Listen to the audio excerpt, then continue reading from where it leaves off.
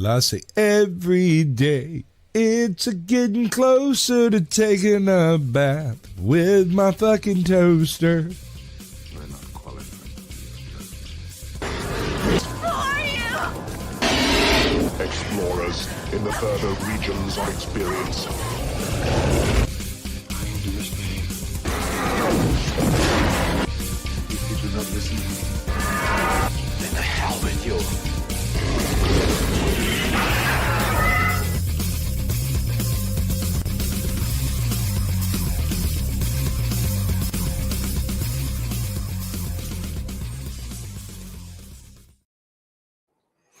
Greetings, salutations, and welcome to the 143rd episode of Screaming into the Void. My name is Samuel the Infamous, and joining me today are my co-host, Caucasian Sasquatch.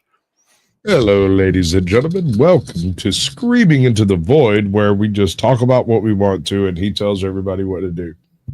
Pretty much, yeah. And Abe. Yo, what's going on? So, welcome in, everybody. So here at the top of the show, like y'all probably noticed an absence of the show last week. There was a reason for that, and I'm going to go into that here in just a second. And then we'll get on with greeting the chat and everybody.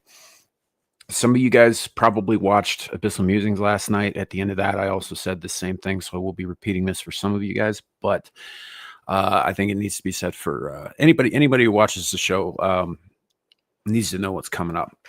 So last week, during the course of looking for topics and generally doom scrolling, because I do that when I'm bored or on the shitter or whatever, like a lot of people do, I ran across some images and some articles and some other stuff that really fucked my head up pretty bad for a while. Stuff involving photographs of dead children, that sort of thing. Anybody who's been following this for a while knows that I have a real serious problem with people who harm children. And anyway, the point is, like the straw broke the camel's back a little bit. I can't do that shit.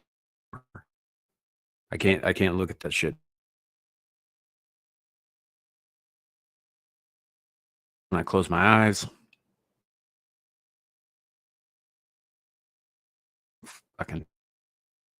so give me just a second, and I should be able to fix that. Let me know if y'all can hear me. Should be good now. But anyway, point is I've seen in the last year and a half way too much death of young people and children and infants. And I think all of us have. I think it's just getting worse every day, everywhere. And so this show, not the channel necessarily, but this show has kind of become very, very politically focused. And earlier on in the year, I talked about how I wanted to sort of shift away from that. It's kind of why I've been leaning into some of the mad science stuff that makes Sasquatch cringe. Some of the odder stuff out there. We've been talking a lot more about like robots and AI and, brain organoids and that sort of thing. We're going to continue with that sort of thing, but also kind of maybe lean into some like unsolved mystery type stuff. Like y'all remember Robert Stack and, the awesome work he did for years.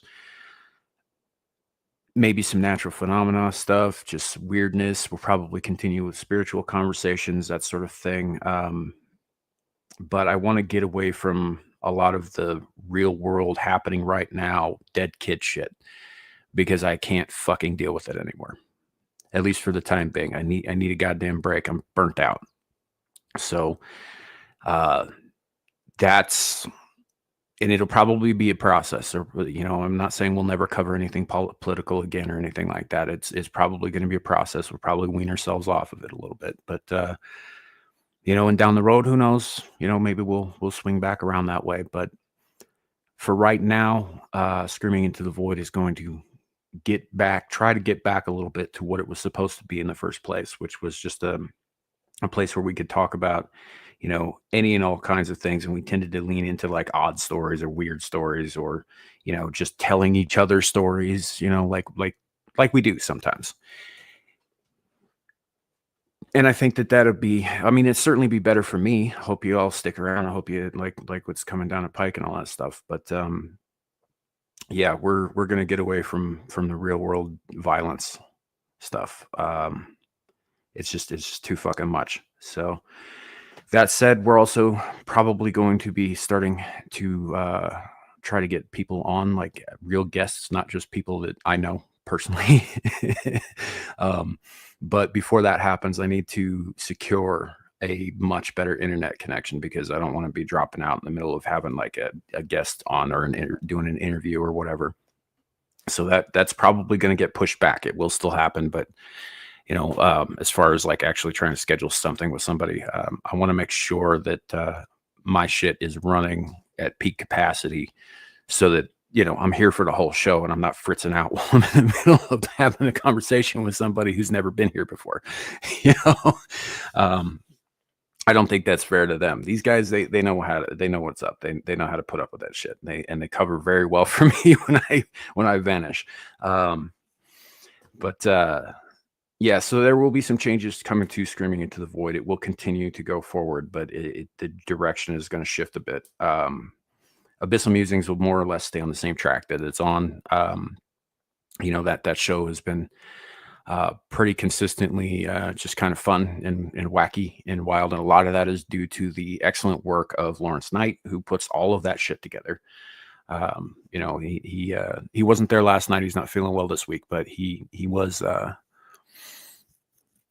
He's a big part of why that show is still as fun and enjoyable as it is. So, we're going to continue to do what we've been doing over there. It's just this show's going to take a bit of a turn. And I will also probably be looking into a little bit more esoteric things for Whispering in the Dark when those do happen as well. Although this week, or this coming one, which might happen on Monday, I'm probably gonna rant about some shit. So we'll see what happens. But yeah, just so you guys know, for the future, there will be some changes. So and it's more for me than it is for any of you guys. But I do hope y'all stick around and enjoy it. So excuse me. That said, I'm gonna go ahead and say hello to the chat. And today I do have some things lined up, that we can talk about, but I'm totally cool with just winging it, and seeing where the conversation goes and that kind of thing, because honestly, I need some help. So yeah, I'm supposed to do a rant about something tomorrow, but I'm not angry. How rare. Well, no, I'm not generally an angry type of person. Violent, yes. Angry, no. Yeah. What is it supposed to be about? I'm supposed to be angry about something. I'm thinking about going in on the whole Andor thing, even though I liked the ending premise. There's a lot that still could have been better. Yeah. No, that's fair. Let's get through saying hello real quick. We've got Zillage with us. Hello. There's a freaking NATO summit in my city. Why is NATO here of all places? I don't know. They try to get their wormy fingers everywhere. Oh yeah. We got John Denicola in chat. Hello, good to see you. Terry's. I've never actually known how to pronounce your name. Welcome in. I think, is it Terry's or Terry? Eteris? I don't know. Eteris?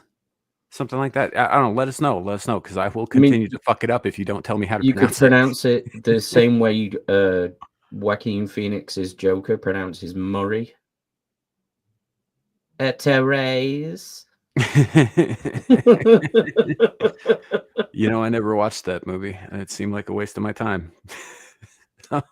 I was decent. Yeah. It was definitely a strange choice for the role, but then again, so was Heath Ledger, and he absolutely nailed it. Right. Well, they kept comparing it to movies like King of Comedy and Taxi Driver, and I kind of hate both of those movies. So, yeah, it's literally Taxi Driver. Yeah, I don't like it. It's literally if those two movies fucked and they had a baby, and then that's Joker, really. Yeah, which is why I didn't watch it. It's even got some of the same actors that were in those movies. Oh wow, that's awesome. Yeah. So, wait a minute. Terry's saying I haven't seen Linus post anything for weeks. Okay, so she has been, but the notifications have been kind of fucked. So that's like she did a show last week, for Go to example, the channel. and another one on I think the Sunday before that. So yeah, you want to check the channel direct.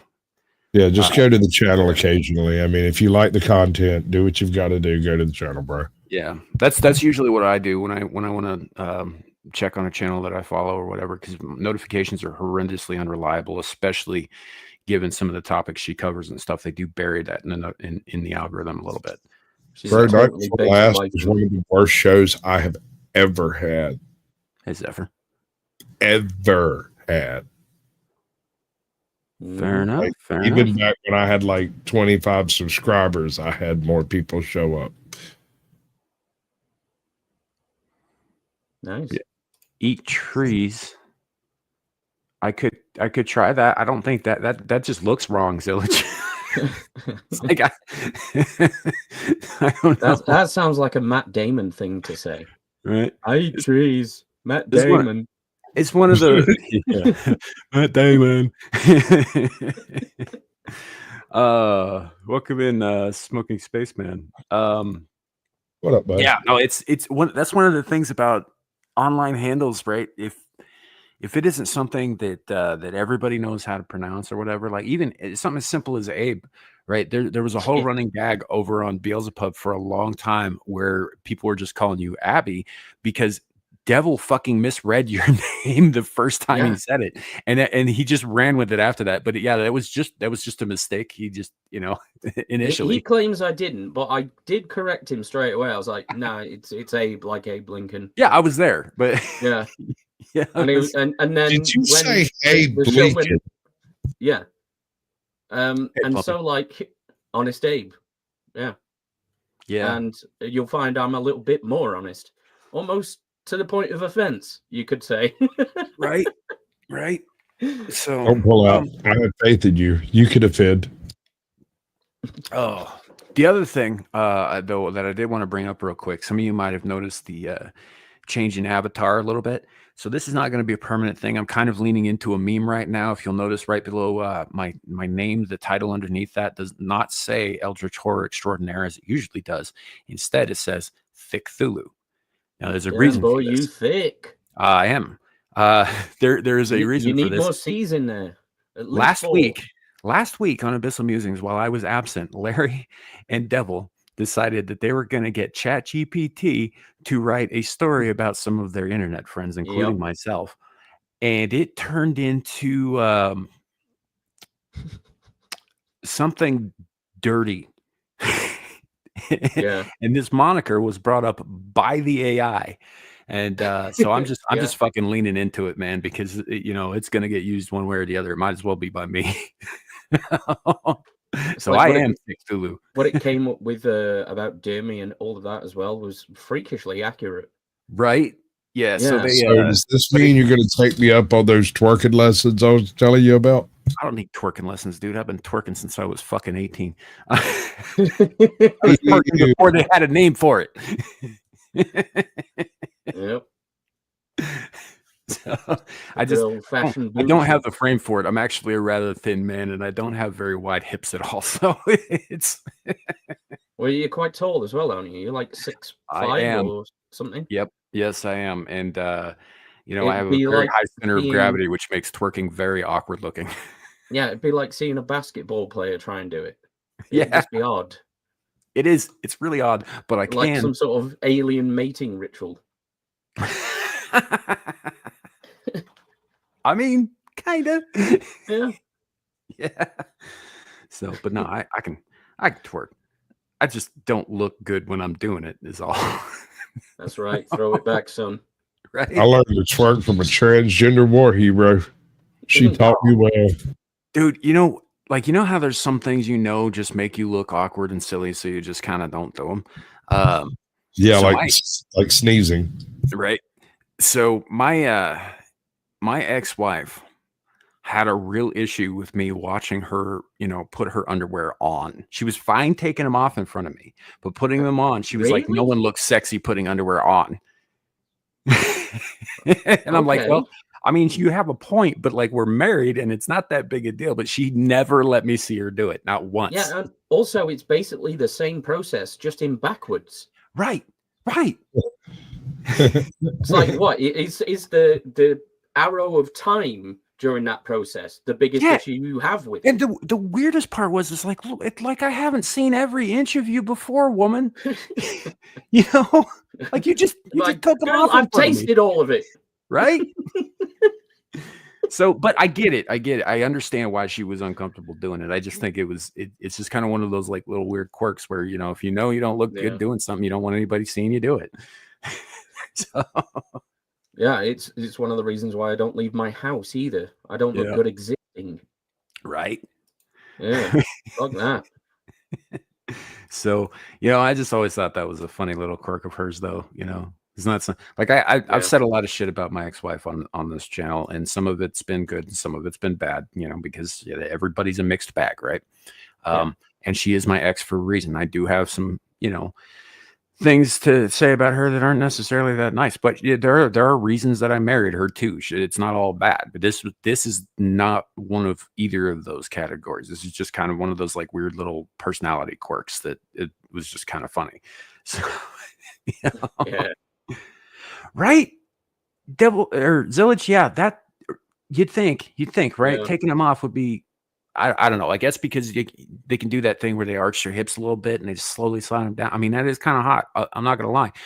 And I can imagine it would be difficult, from starting, like putting your feet through the little holes and shit like that, to do that, in a sexy way, I guess, in reverse.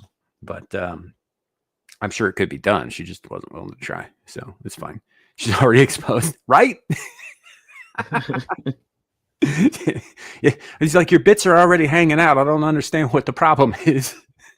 You should get some of those Iron Man panties. You just tap the cooch twice, and then nanobots come out and assemble them around your midriff. I'd be comfortable having sex with someone who had that. How do I know that's not going to affect me like some sort of like biotechnical AIDS? Yeah, Abes. Ew. Yeah. That's what we're going to call it now. Magic Johnson got Abes. Oh, yeah. you both got it as well, by the way. I had it before I met you, bro. Everyone who comes into contact with me for any significant amount of time online automatically has the Abes. The Abes. And you will never get rid of it. There is no cure. Joke's on you. I'm into that type of stuff. Yeah. That just makes it hotter, dude. It's like you're cursed forever. Hot. So anyhow, Sasquatch, you were saying something about ranting about Andor. I don't know. Like, wait, you said you liked this show, right? All right, so I did not like the first season. There are some really absurd, stupid, downright dumb scenes in the first season. And it broke me in, I think, like episode 4. There's this point where they join some supposed Imperial troopers of some type, and they're walking down the road with firearms in their hands, and they are straight up aiming their blasters at each other's heads instead of being on opposite sides and aiming it away. They're just straight muzzle flashing each other with every step. The guy in front, the guy adjacent, the guy behind. Beep, beep, beep, beep. Yeah, I lost my shit. I couldn't finish it. So I get an email from a buddy of mine a week or two ago, and he's like, "Hey, you should really check out the new Andor season on Disney." Right? So I did do it, and I didn't do it, and I didn't do it. And then someone else told me I needed to check out the new Andor season. I'm like, well, what's up with it? And they just wouldn't tell me. And I'm not going to be very spoiler based on this with y'all, but what they did very, very well was exhibit the fluid nature of propaganda and how, regardless of how it's used, it's toxic. It's always toxic. If you're participating in propaganda, then you are the problem. And it exhibits that very, very well, because from, you know how Disney's gotten to this whole my truth concept and all of that. They stick with that, in that everybody thinks they're the good guy.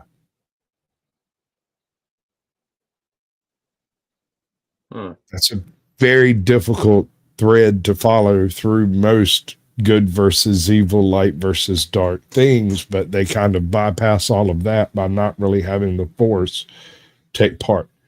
So it's just basically a series of mysteries and a spy intrigue thriller that does all of that respectably well, but where it really shines is in the subtextual message of what propaganda is, what it does, and how it affects situations. And I really dug on that real hard. I think sometimes people forget as well that, the whole point of the Rebel Alliance is that it's a loose collection of terrorists.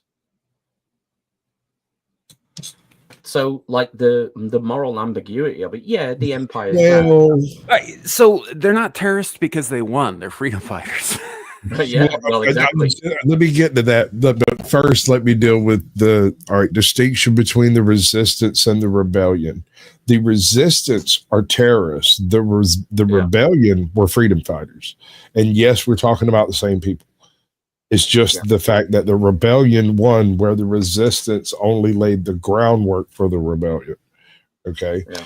And this was groundwork that was actually laid while Emperor Palpatine was moving into position to become the Emperor. Well, damn. Hi. Hey, man, you feeling better? Let's just say I am chemically balanced. Fair enough. Okay. You got a COVID, didn't you? I feel good. There you go. Good girl. All right. Where were we at? A dose of Abe's. No, I didn't have a dose of Abe. I'm not that desperate. Yeah. Zephyr, I think here said it's still HIV, by the way, in reference to Magic Johnson. Yeah, I know it's still HIV, but that doesn't work with the joke and Abe's name very well. So that's why I said he's got Abe's. So, it's like he's got HIV Abe's. HIV. Yeah, if you watch too much modern Star Wars, you get HIV Vader. Oh man. So I don't know, man. I'm not really planning on watching any of the Andor. I haven't seen any of it. I kind of dipped out of all the Star Wars shit after the second season of The Mandalorian. That was the last thing I saw. Yeah, I've never seen, by the way, I have never seen The Rise of Skywalker. I've never watched it and I never will. Yeah, I can't recommend it. Yeah, from what I heard, really. That's time that you'll never get back. I tell you what it looks like when it gets down to it. It looks like you had a bunch of people wanting to pay fan service to 1,000 different movies, and so they put a little bit of every movie ever into this one movie, and it turned into nothing but a string of member berries instead of an actual film. I mean, so much of it was just retarded. Like at one point, they lead a horse charge on the exterior of a ship. How? Don't just magic and farts. The power of fucking friendship. I don't know what to tell you, but if the horses have I lost absolute. I'm sorry. No. I lost absolute faith in everything Disney when Ahsoka stepped on the outside of her starfighter and started batting starfighter bolts back with her fucking light stick. Come on now. If that was she's not the first to do that though, Sasquatch. Who? Where? She's not the first one to block lasers with a lightsaber. Not lasers, but starship weapons. Yeah, these are like capital ship. Oh hell no! You can't do that. Yeah, those right. Exactly. That's what she did. She did this. She blocked a laser from a starship. Yeah. From a what was it? It was like an NP-221 or something. It was a freaking a fighter, a space fighter, something like one of the Naboo class ships. Yeah. So like one shot of one of these weapons would be the size of her entire body. Yeah. But Yes. apparently, by the time it reached her, it was basically like someone was just shooting her with a pistol. It's like they got the perspective backwards. It was fucking funny. Yeah. Is she really small or is she really far away? I just don't know.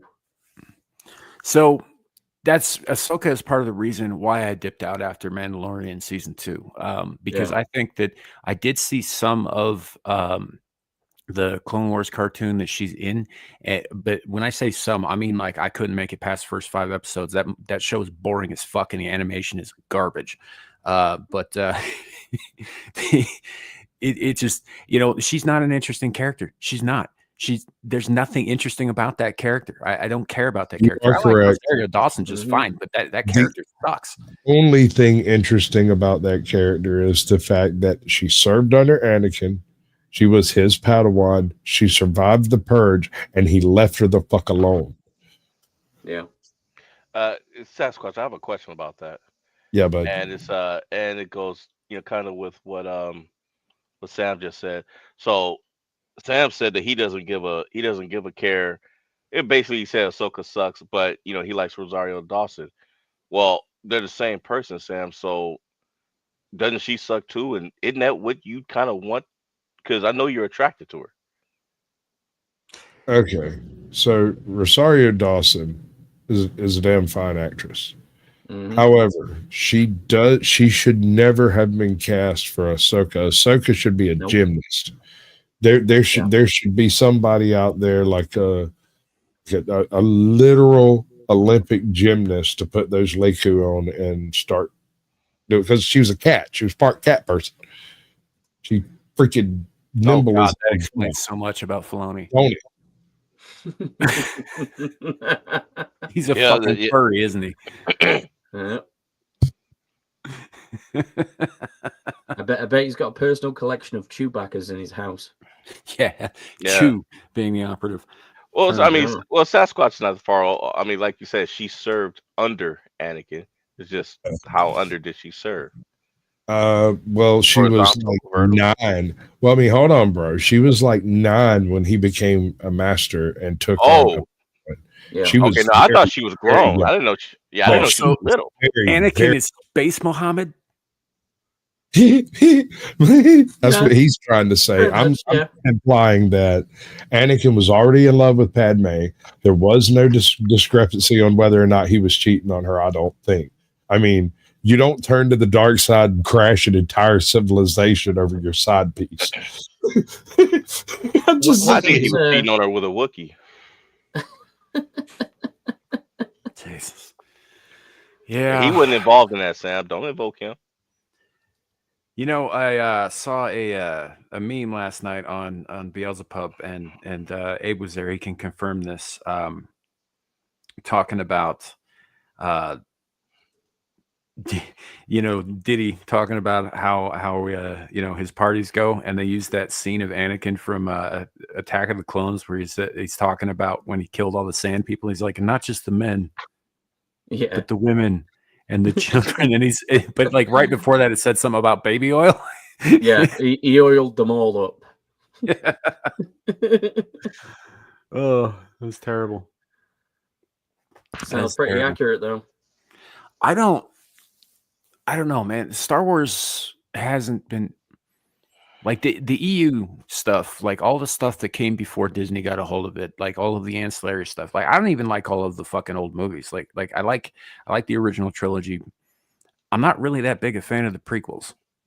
I never have been. Yeah. I'm still one of those guys like today. Like you got all these people today who are like, oh, the prequels look much better now, don't they? I was like, no, not really. They still suck. Sequels just suck way more. Is it okay if I don't really like the remastered versions of the? Oh yeah, 100%. 100%. That's fine. They shoehorned a whole lot of slapstick BS into every single scene, and I didn't realize how much they had done it until I watched it recently. It was like, Jesus Christ, what is this? A Tom and Jerry cartoon? Yeah, somebody let Lucas's tism like take over the whole thing at that point, but So I have on VHS the last edition of the original trilogy after after George started fucking with them, but before he added Hayden Christensen in at the end of Return of the Jedi. Yeah. Right. Yeah, I have I've the got those as very well. last edition of that before they spliced Christensen in. And yeah, you're right. There is a bunch of bullshit, and all the CGI stuff doesn't really mesh with the old stuff at all. It's like it's really jarring. Yeah. You know, so yeah, And I'm a with lot you. of the CG stuff that they added, like it still wasn't good enough to do that, even for the time. Right. And I mean, it was Well, I mean, it was a vanity project. Let's be honest. yeah, Yeah. it was. But those remasters are a big part of why there was so much backlash against them doing that with Raiders, which ultimately led, I believe, Steven Spielberg to not do it, even though he was gung ho for it. But he was going to update Raiders the same way that fucking George Lucas had messed with Star Wars.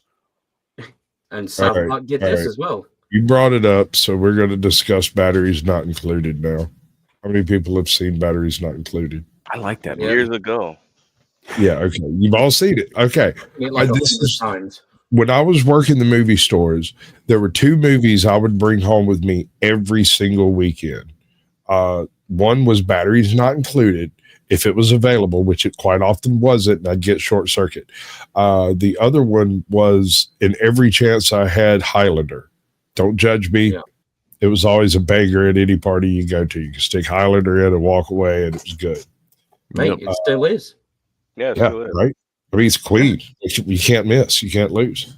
Real quick, before we go too much further, Zillage, if you haven't seen it, Batteries Not Included is about tiny robot spaceships that hang out with a bunch of old people in a condemned retirement home. There's so much more to that movie. Right, but Once that's you like got the it. gist of the premise, and then it goes on. Sure. So okay, so they're aliens, right? Yeah. They're aliens from another civilization that apparently don't bother sending mancraft anywhere. They just send these little self-replicating probes, Mm-hmm. Yeah. ostensibly. The self-replicating probes are essentially life. They are life. They're alive individually. Right. Well, so, in the same way that Cybertronians are alive, they're still machines, but they're also a life form. Yeah. well, these are all quite individual. They're very individualistic, all the way up to the point where the question of life gets actually broken, and we end up with like a literal Frankenstein moment in the movie when the baby is born without batteries and is essentially stillborn. But the old radio head goes, "Oh wait, no, I can fix that." Pops him open like he does his little watch fixes, and puts a little battery in. The little kid jumps up and runs off and starts doing other alien things. Right? Batteries. It's the whole premise of the movie. It's touching, but for the fact it's also a bit creepy. Oh, it's super creepy. That's my point. It's almost a horror. You cannot kill these things. All it takes is for them to acquire some form of power source, and they just replicate into the system. They're worse than Skynet, dude. No, I'm with you on that. They have the potential to be the most horrifying thing ever because of everything you just stated. The difference is that unlike Skynet, these are not inherently malevolent machines. Yeah. True, but that implies the option of malevolency developing. Well, if they're true life forms, right, then Right, they're going to have right. that choice because kind of a freedom of no-brainer. choice and free will applies to the life. And that malevolency would have access to the same technological advancements that these other machines exhibit, correct?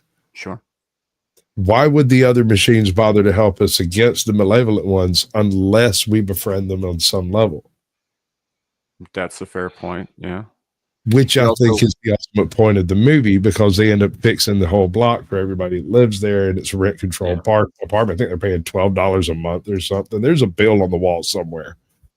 Yeah. I mean, the whole movie as well is a not really very subtle critique of capitalism as well.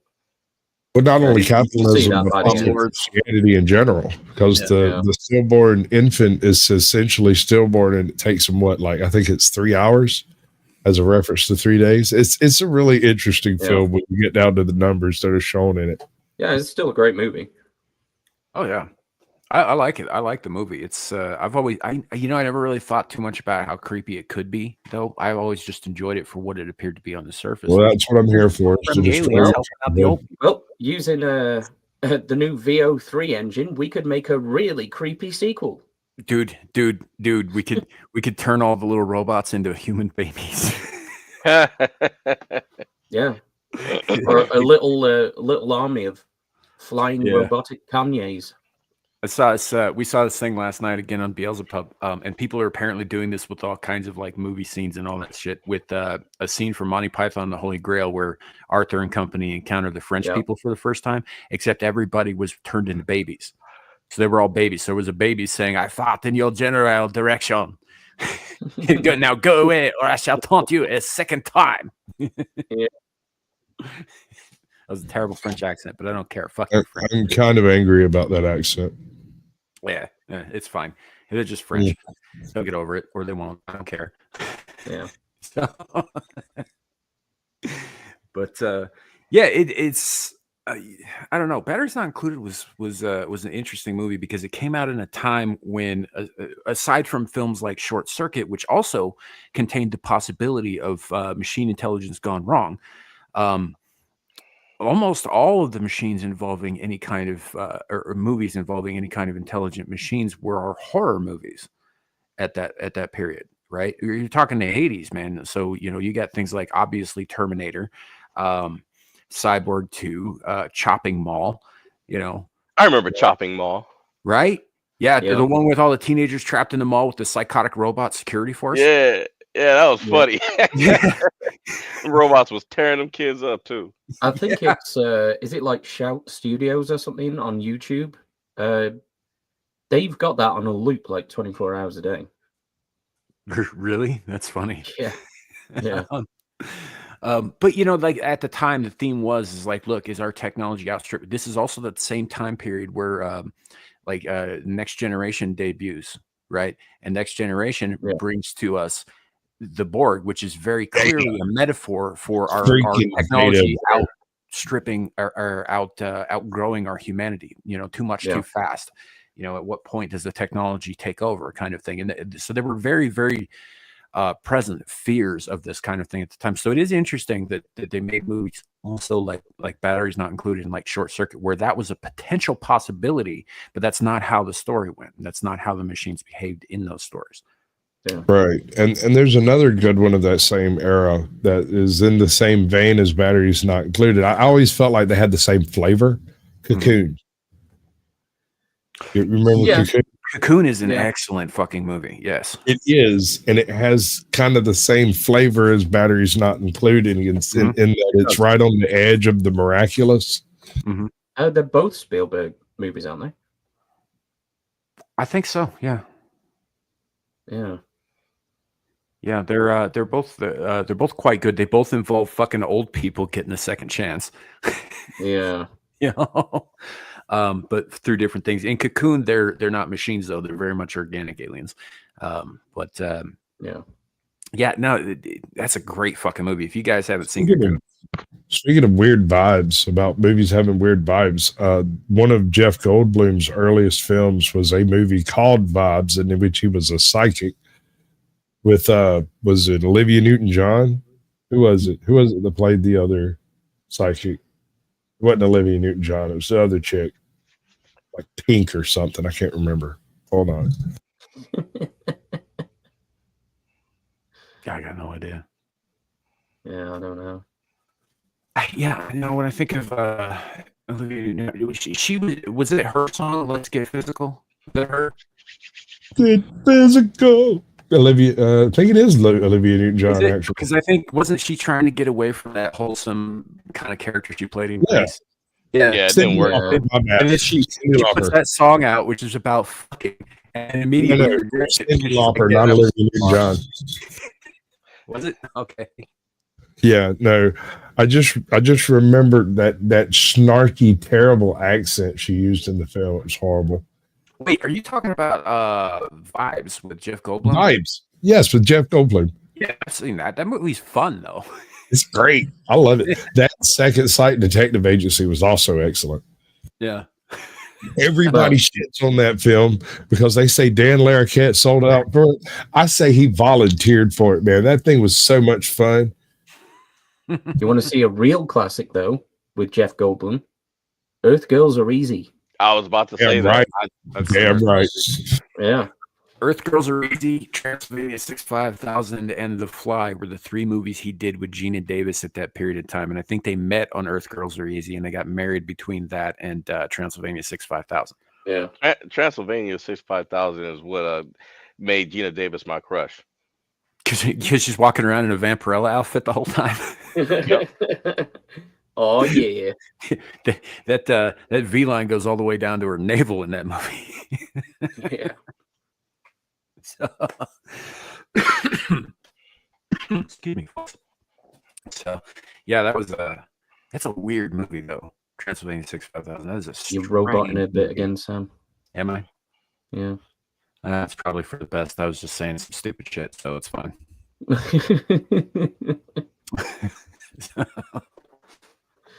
Nice. I don't know. But what Katie B. Johnson's asking, what do you think about the movie Goonies? I think Goonies was great. Goonies classic. Yeah, it's fun. I really enjoyed it. Yeah, oh yeah. I had forgotten that film existed. I had to look it up to see images of it. Apparently, I just remembered Gina Davis. Oh, yeah. That is, you're talking about Transylvania 65000, correct? Yeah. Yeah, because I know you didn't just forget the Goonies. No. I was just saying I forgot. I don't know. I just didn't understand. I didn't get the reference to the title. I don't know why. Yeah, I mean, so it was back when Ed Begley's star was rising, Ed Begley Jr. And everybody thought he was the greatest thing ever until he went like full on psychotic green freak. And he was already doing that shit, but he was like still had a bit of a leash on it. And then later on, no, not so much. So nobody wants to hire him anymore. But that's he shocking was, when the left doesn't want to hire you. Well, he kind of went a little bit far for them at the time. Now they'd welcome him with open arms if he was still. I think he's retired from show business, so I think he's just full on activist now. That's a shame. So, well, you kind of see it coming with certain people, right? Yeah. It's like. So, but yeah, he was in that playing a reporter with Jeff Goldblum. They go to Transylvania and they encounter a bunch of like monsters who turn out just to be like, circus freaky gypsy types. Like the werewolf's just a hairy dude who likes sleeping with people's wives. Yep, it's a classic. Yeah. I mean, I enjoy the movie, but it is a terrible fucking movie. Oh yeah. Yeah. So, but now to the point that Katie was asking here about, Goonies is great. Goonies gave us a lot of really great actors, and it had a really fun story. It was all about adventure and brotherhood and camaraderie, and treasure hunting and pirates. Like it doesn't get a whole lot better than that, especially for boys in the 80s. So, like, I put that one right up there with, and this one is less well known, but there's still a pretty significant like cult following for it. Monster Squad is like Goonies meets the Universal Monsters. I fucking love that movie. The Monster Squad is hard to beat, bro. Yeah, I mean, Wolfman's got nards. Wolfman's got nards. Yeah, Wolfman's got nards. They had I forget the name of the actor, but the guy who played Dracula in that movie is one of the best on-screen Draculas. He's fucking terrifying. Like he's just walking after. He's going after this little kid because the little kid's got something he wants, and all these cops keep getting in his way, and he just starts snapping their necks without ever breaking his stride. Just keeping his eyes on the fucking kid. He's like, it's fucking terrifying. So, yeah, that's a good fun movie. Yeah. Oh, hey, welcome in, Aaron Laura. Hope things are going well for you. Hey, glad you made it. Yo. So,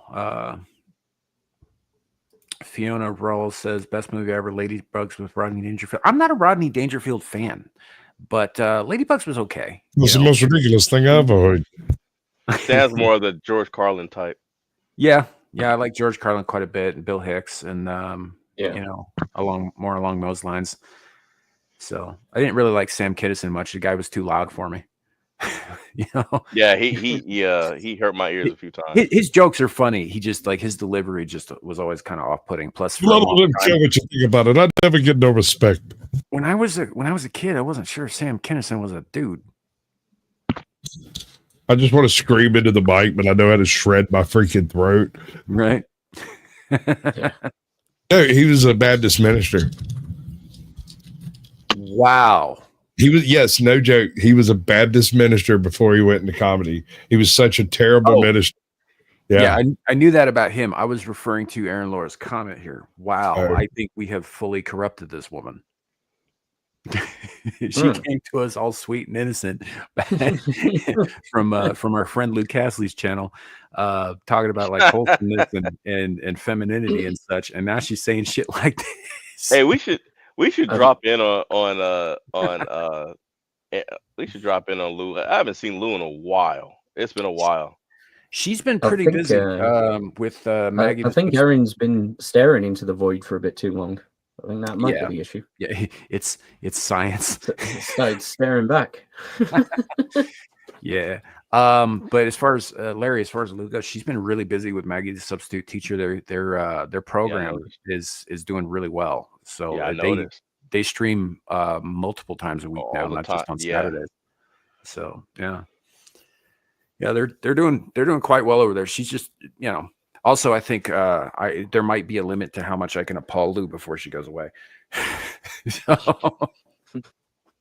And we may have reached that. Yeah, Maggie and Lou have been attending a wedding. Well, fair enough. That makes sense.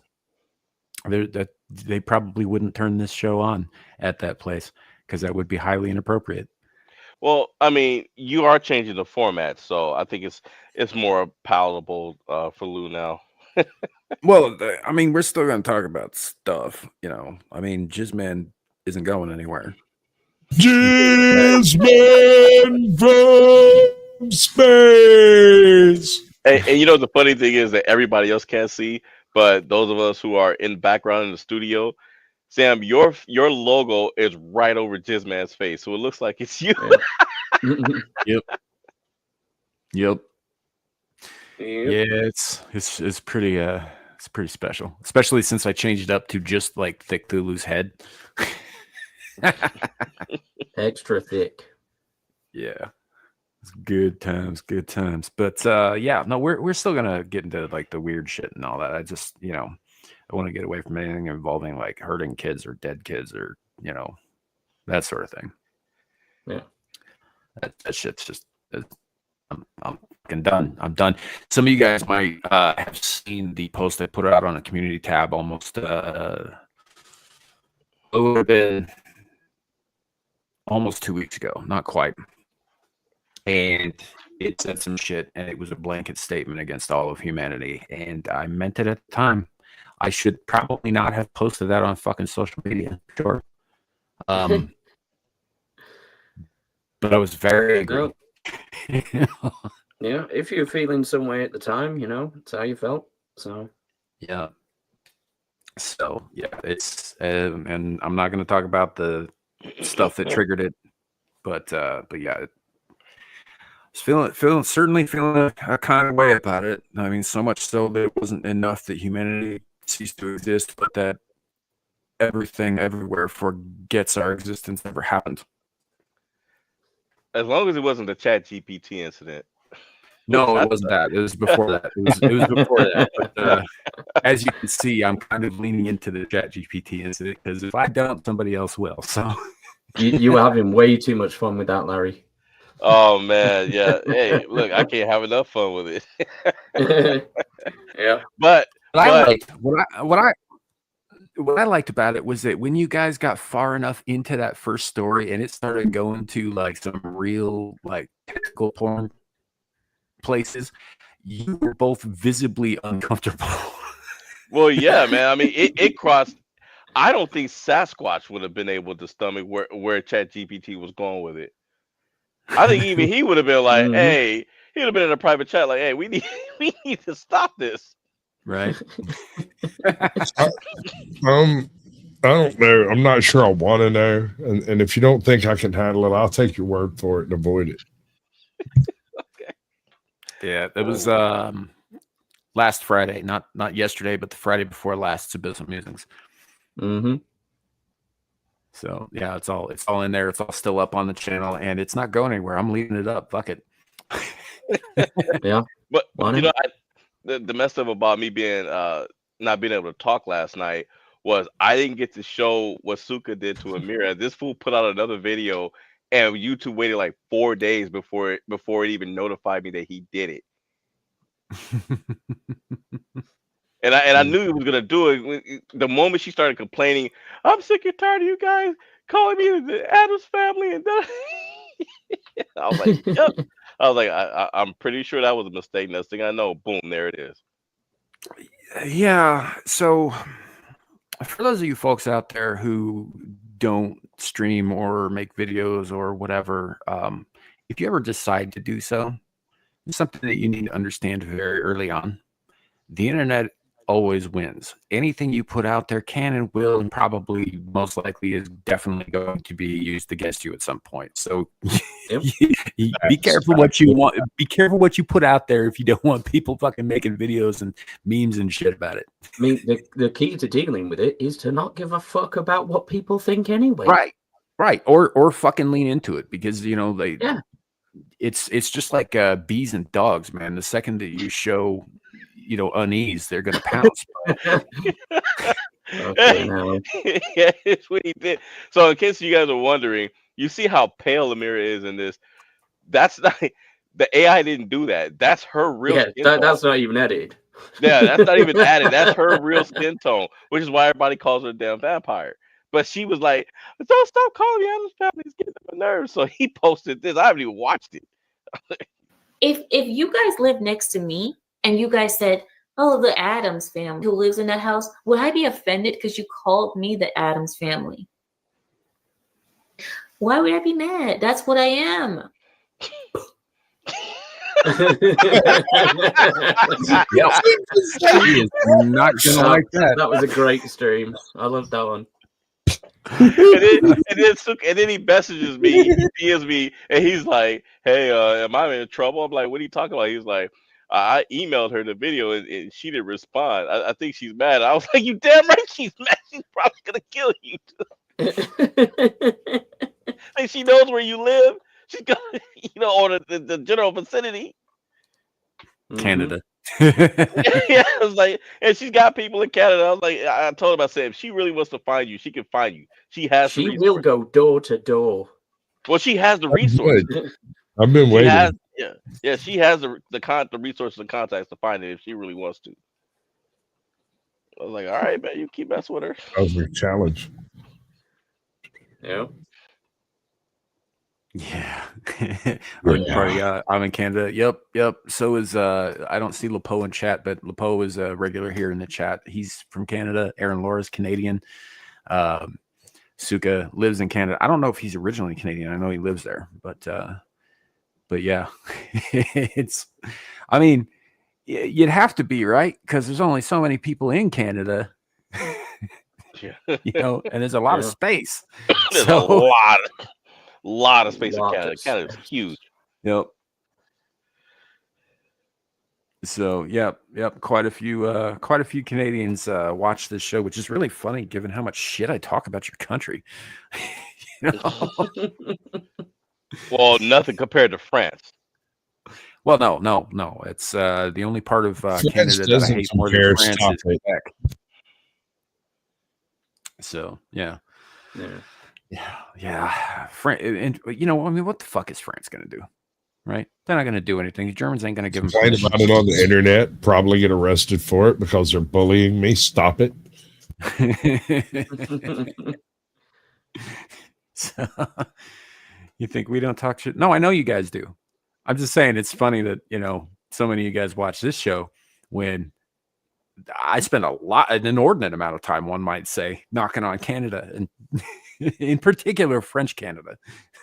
So, Oh yeah. all that. I don't really have that much to say about the Newfies, though. Like Salt of the Earth, Whalers used to be Scottish. Yeah, I'm pretty good with them. Newfies are fun. Newfie chicks are savages. Right? Like they're all that disreputable chick you found in the trailer park, but they're all that. All of them. Yeah, fair enough. But there's the whole Alberta situation where they're trying to secede from Canada because they want to be part of the United States, and I'm okay with exactly half of that. Yeah, you can get away from Canada. Half of that. Don't be cluttering up the joint over here. Yeah, pretty much. Like y'all burn the White House. We haven't forgotten. I'm all for the nation of Alberta. I'm good with that. So, that's fine. I just don't want to be adding, Canadian. Look, no offense, guys. I've seen how you people vote.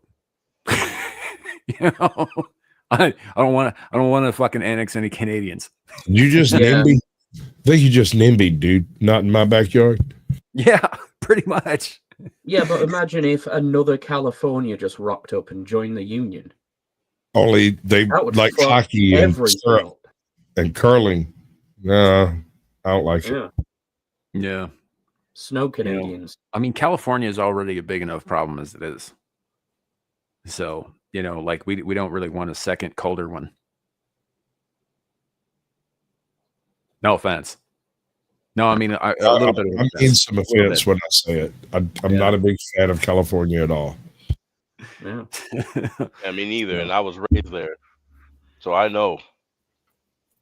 Yeah, you guys remember during I think it was during Obama's first term when California started putting all those fucking ads all over cable about like come to California with all the celebrities and shit showing like fucking like windsurfing and fucking rock climbing and Yosemite and all that shit. Yep. And they were just like, oh yeah, I think Gray Davis was still fucking governor at the time. Yeah, he was. Yeah. Oh, Erin. Yes, the British royal family are Germans. Yeah. Well, they have been for over 100 years. Yeah. Elizabeth's father and I think his father. So Elizabeth's grandfather was, I think, the first of the quote unquote Windsors to change their name and kind of slide into the royal position. So that would have been in the very late 1800s, right after Queen Victoria. Queen Vicky. Yeah. So right in that period. Now that was a fucking monarch. Yeah. Victorian period is kind of is like this interesting hodgepodge of like really high society and really depraved shit. Right. Yep. On the one hand, you got honestly, the author Oscar Wilde kind of embodies both of those things. Yeah. For instance, I mean, didn't he go to prison for being gay? Buggery. Yeah. Bugger, which is, I think British for butt fucking. Yep. Wow, is it? Yeah. Yep. So yeah, but he was this prolific author and he was known in all the circles and celebrated and all this stuff. And meanwhile, he's doing debaucherous things that were very illegal at the time. So, hey, I'll tell you what though, I bet he really enjoyed his stretch in prison. I'm sure he did. I'm sure he enjoyed getting stretched in prison. A stretch in prison, yeah. But you got guys like Jack the Ripper, but you also have guys like Arthur Conan Doyle. It was a really interesting period of time because it seemed to be all extremes, right? No real middle ground. It was a century that basically.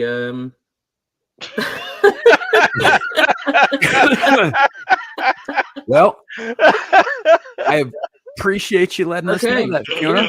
Thanks for the honesty. Not going to be trying that anytime soon. Well, I don't know how you would, because, like, how would you know if it was a better orgasm than getting fucked in the pussy? Yeah, but I still even wouldn't want to be a participant in that in any way, shape, or form. Yeah, I'm not much for anal either. Buggery is buggery. It doesn't matter, You know, who's committing it. I'm with you on this, Abe. I'm just saying that, like, from her perspective, we're never going to know the difference between the two kinds of orgasms. Yeah. So, Well, thanks for well, your here's input. somebody who wants to find.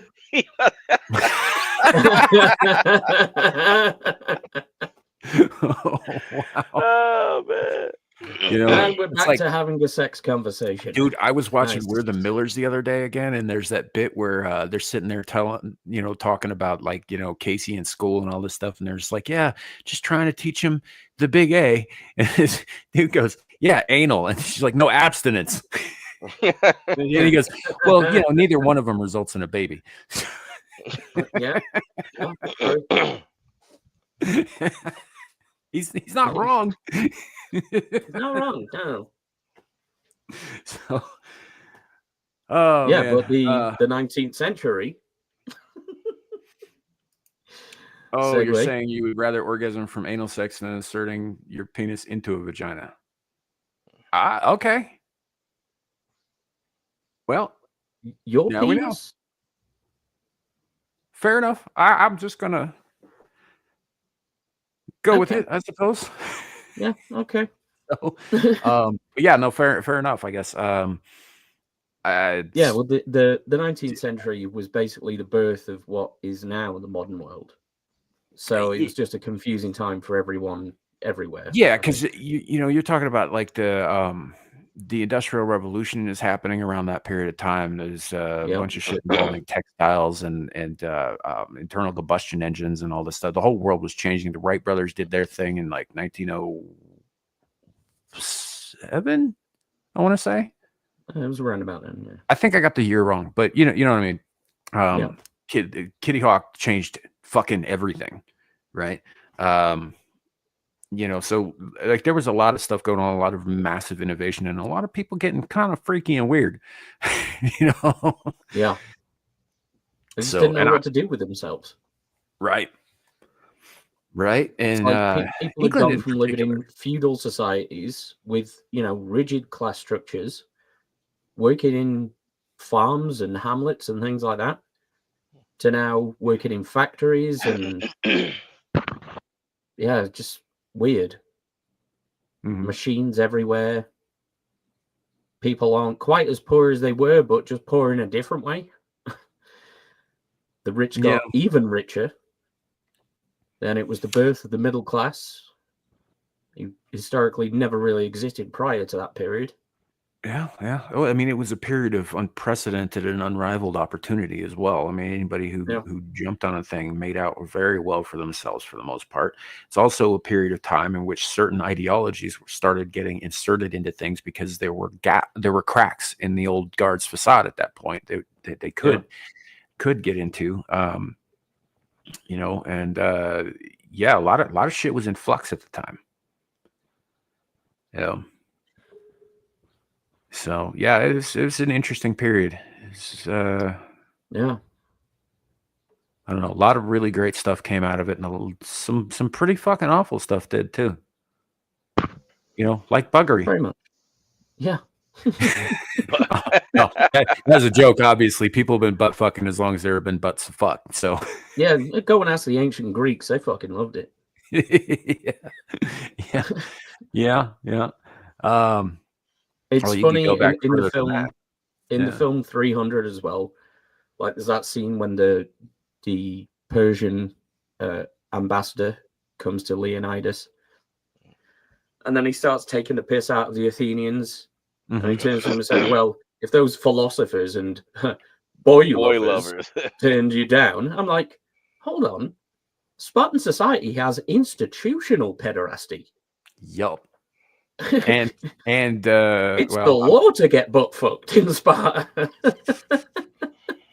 Yeah, but that's just doing your civic duty, right? That's not a kink.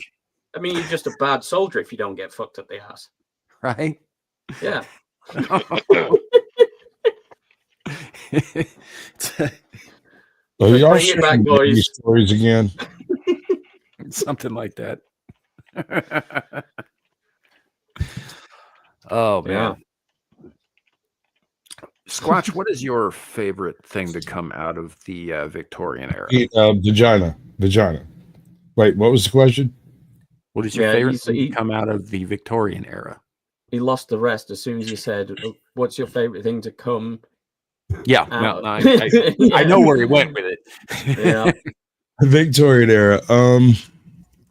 Ooh, what a weird question. Like, okay. I bet he's going to say weird these time. Yeah, no, you're not wrong. Lead paint. I think. Oh no, wait. Arsenic wallpaper. Oh yeah. Tastes like almonds. Well, yeah, that's the arsenic. Yeah. Pretty much. Yeah, Willy Wonka's chocolate factory was a whole different thing back then. Yeah, right. Lick the walls, kids. 2 days And later, then they're all dead. Buggery. Oh well. Take them round the back. Yeah. Oh, you know what? Actually, let's talk about that for a second. Oompa Loompas. So I've been hearing, there's this YouTuber named Zaffy. He's got like, a couple 100,000 followers, something like that. He's doing pretty well for himself, but he does these like insanely unhinged deep dives about various things in pop culture and movies and that sort of thing. And he did one recently that was about Willy Wonka, and he said it was never about kids. It was never a kids movie. It's a satanic fucking pedophile orgy movie.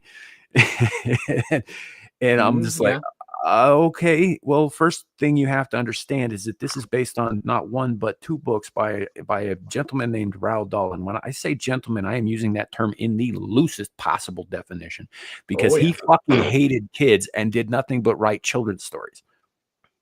Children's stories that are so creepy they creep the nightmares of adults today. Yeah. So and honestly, Charlie and the Chocolate Factory and Charlie and the Great Glass Elevator, which were the two books, are probably the least offensive of those stories. Also, like, Roald Dahl, not a big fan of the Jewish folks. Not a lot of people were at the time. I mean, if you remember right, so it is what it is. But he really didn't like kids. My favorite story by him is horrific towards children. It's called The Enormous Crocodile, right? Which is about a really big crocodile that treats children like they're chewing gum.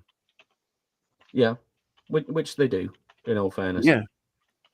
And eventually the other animals get sick of him doing his shit and chewing on these kids who don't die, by the way. They're just screaming in pain because they're being mutilated. And the elephant grabs him by the tail and hurls him into the sun, where he boils to death. And ta-da, the end. Crazy that he dedicated 15 volumes of that work to just describing the children dying horrifically. Right? Not dying, but suffering. Suffering. Or like Matilda, right? Matilda's a fun little story about a highly abusive orphanage. Mm-hmm.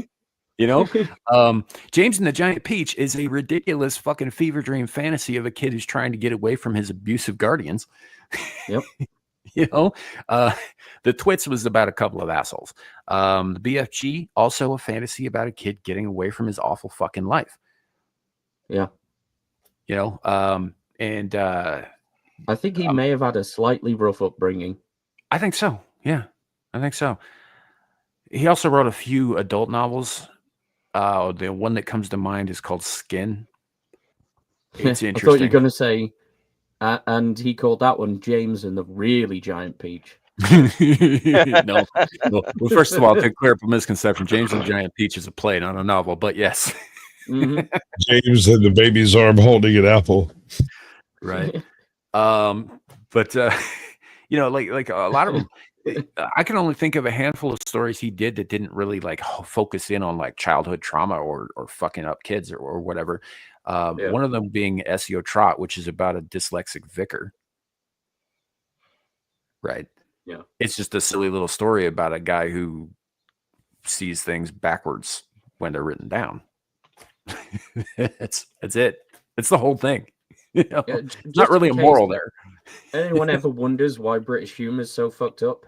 Our No, kids we read saw Roald World War Dahl. III and what you ate after taking over the freaking world. Y'all took all the spices, didn't use none of the damn things. What's wrong with y'all? Bro, we didn't have enough bricks to fucking build houses to live in anymore. The Germans had bombed plenty the of shit out of all, us. literally all the tea in China, sir. Yeah, but Yeah. why would you consume it when you can make money from selling it? Sylvia Plath. Sylvia Plath is poetry for the suicidal, in my opinion. You're right. You're right. She was very dark as well. The only people I know who actually went out of their way to read her stuff on their own time were cutters. Uber goth chicks, bro. They're the best. Yeah. Old school. So, you know. Yeah, but like British kids grow up reading all of those Roald Dahl stories. Mm-hmm. Yep. I mean, I grew up reading them, you know, which might explain a few things about me. Zephyr, My mother was fairly insistent that I read any and everything. There were no limits. Like if I couldn't find a book, if I found a reference to a book and I was looking for it, she'd go to the library and pitch a hissy fit to get this book because he wants to read it. Right. Zephyr, I write poems are somewhat reminiscent of James Joyce's a la Finnegan's Wake, though. Huh, interesting. Oh, yeah, very cool. I was a wuss when I was a kid. I thought The Secret of Nim was spooky. The Secret of Nim is super fucked up. All right, hold on. If we're going to go down the Secrets of Nim, and yes, it is super fucked up, but we have to take a side jaunt over into Watership Down. Because okay, if we're going to go full fucked up, yes, let's go to Watership Down. Watership Down's great. That's what I'm saying. It's like you have to start with Watership Down and realize that the Secrets of Nim stems from the same like animating type of genre. You know, it's not meant to be happy. Okay, first of all, like if you haven't read Watership Down, but you've only seen the movie, yes, the movie is fucked up and horrifying and traumatizing. It ain't got shit on the book. They watered that ship down. Is it a kind of dream? Like, dude, that bit where what's his name goes up against the general and they just fucking claw each other's guts out. Rip his ass apart. Yeah, shit. Dude, there's basically a discussion about the vagaries between communism and capitalism versus authoritarianism versus the we the people model. It's a deep one, dude. The book is anyway. Yeah, it is definitely it's a good read. It's not something I should have read when I was 7 like I did. Like death's just like this leaping bunny that's just always there. Yeah. I thought that was cool. Then again, I get what was his name? paralysis, Fiverr. So I see the same fucking thing. What was the main character's name? Was Fiverr or something like that?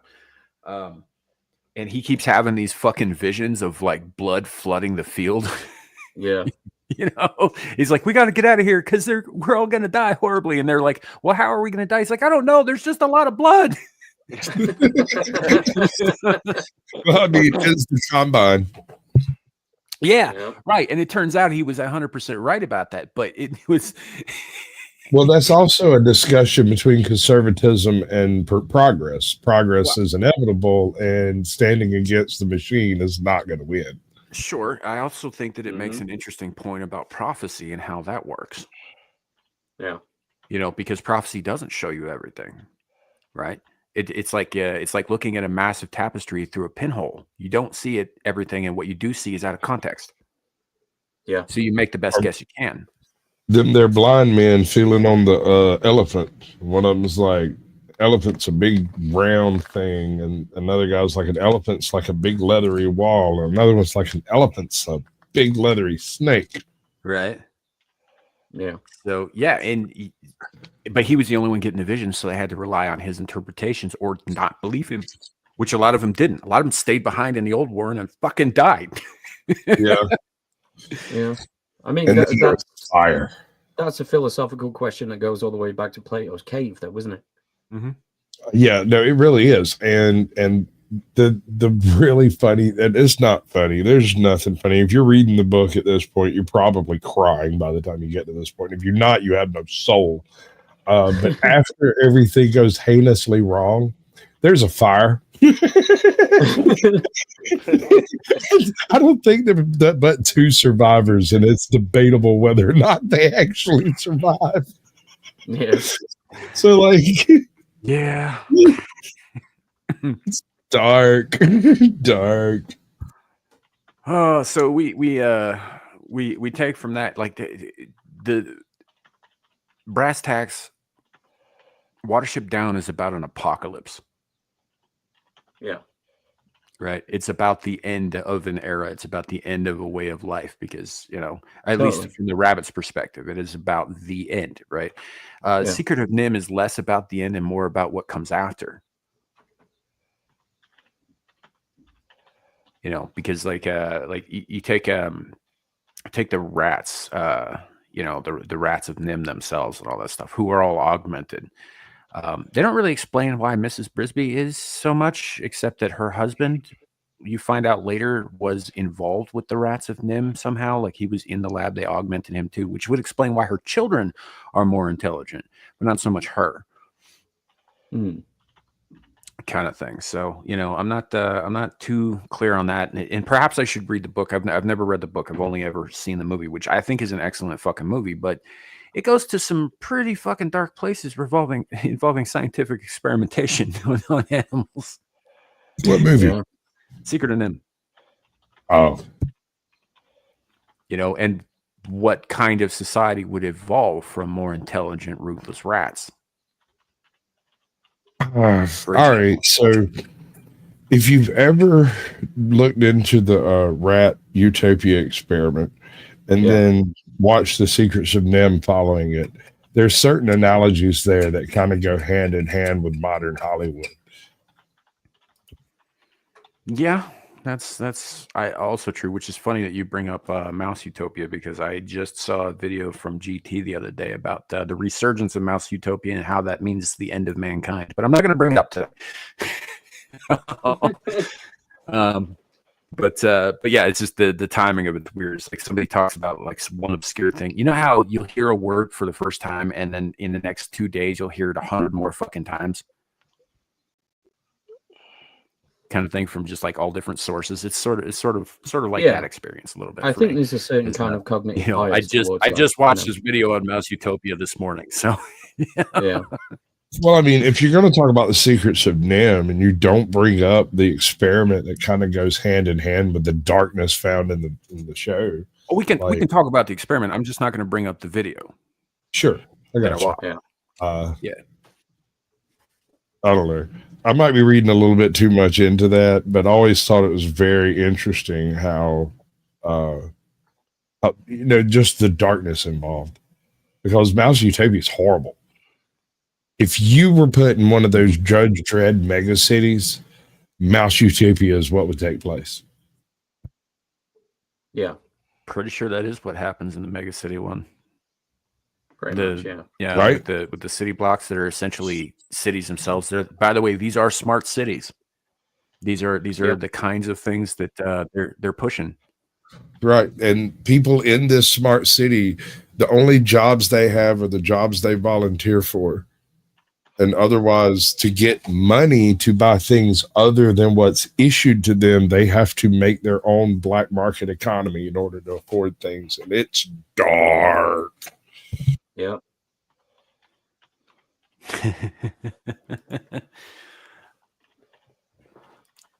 Mega City 1 is like entitlement program on Rogue. Crystal Phoenix Rising. Hey, Sass, why do you always go live when I am procrastinating and writing, especially when I'm already past my deadline and are having a talk I'm interested in? Lol, not fair. Well, it's because you need the distraction in order to figure out what it is. The Ender's Game series is, Ender's Game itself, while it has a dark finale, is not terribly dark in and of itself, right? What's dark? Which series are you talking about? There are two branching series from the first. So I'm talking Ender's Game. the first novel, and then the Right. Bean saga, Shadows of the Empire, and all that. And there's so actually the three hegemony. digressing, because you have the hegemon, you have Shadows, and then you have actually Speaker for the Dead in that series, which is Ender. What? See, I don't separate Shadows from the hegemon stuff. It's just another perspective in the same story. Okay, Because you're not wrong. Bean ends up You're right. working for Peter, right? But his wife ends up working for what's his fuck, a shield. They countered each other. I can't remember the fucking wife's name. She's genius too. It was the chick that shot the Petra? little doctor in the Petra. That's it. Yeah. Petra? Yeah. Yeah. She ends up being anyway, none of that matters. What I'm getting at is this. The initial series start of Ender's Game, the darkness is not in the book itself. It's in the technology behind what the children are doing. The fact that faster than light communication has already taken place, that we can teleport from one location to another, that energy is no longer an issue. But if you look at what is happening on Earth at the same time, they have child limitations on the number of births they can have, limited amount of food, a limited amount of everything is scarcity. Everything is scarcity, and it's scarcity in an environment where the industrial military complex has taken over every single aspect of society, all the way down to what your children eat for lunch. You're also talking about a society that is engaged in total war. Sure. I'm Right. not debating that. I'm just saying. Right, but that's I think that the scarcity in Ender's Game is actually artificial. I think it was It is artificial. yeah, They have engendered by the military industrial. unlimited industry. They have unlimited power. They have unlimited ability to move faster than light travel, the whole 9 yards. They could have solved all of the Earth's problems 10,000 times over 20 years ago when Mazer Raccoons crashed into the bottom of a ship. Sure. But they didn't. But they didn't. Instead, they held all of that stuff secret for an enemy that couldn't even try to espionage against us. They can't speak our language, don't even realize we're intelligent species. So there was no espionage, no subterfuge, no propaganda, nothing operating against the state. And they kept all of the benefits from the bugger invasion and did nothing to benefit humanity. They didn't even create the auto docks that were common in the very first ships that were sent out. Yep. That is all factual. And a lot of that carried over to the colonies in the later speaker branch of the series too, because those colonies were set up on the idea of scarcity and rigid hierarchy. And the whole thing is, well, I don't know. You got to remember, it's written by a Mormon who at the time was disaffected with the church. So he redeemed and it gets a lot more synergistic with the whole Mormon faith. But at the point in time of Ender's Game, it was very discordant. I mean, that's essentially what Ender was the exception to the rule. And the idea that a culture could be waiting for what would essentially be viewed as a future Messiah because they bred him. Mm-hmm. Well, you keep in mind too that like you're talking about like scarcity, like rigid birthing requirements and permissions and all that stuff. Ender was notable in particular because he was what they called a third, because they got special permission to create him on account of the fact that they wanted somebody who embodied both Peter, his brother's ruthlessness, and Valentine, his sister's heart. Empathy, yes. Right. But there's a misnomer there. In Ender's Game, his parents told him that they had applied to have a third because they were so close with the first two. But the truth of it is the government came to them and requested they have a third. And they had already decided to split up after the first two children were passed over. They were going to go their separate ways. And the government shows up and goes, hey, y'all were so close. We want you to try it again. And they got extra money, extra food, extra living space, and special treatment for this. And they denied most of that special treatment and held like there's one tiny reference to it in the book about a barbecue he holds, but nobody can afford to have a barbecue. Well, they could because they had a third, a requested child. Yep. You know, and what's interesting about that is while Ender was instrumental in ending the war, right? He put an end to all of that shit. He was also exiled from his home planet after that and went out into the universe and just kind of did his thing for the rest of his fucking life, which it turned out to be thousands of years because of relativistic speeds and all that sort of thing. While his brother and sister, who were the rejected versions of him, ended up changing the entire course of human history forever. A fucking vlog, dude.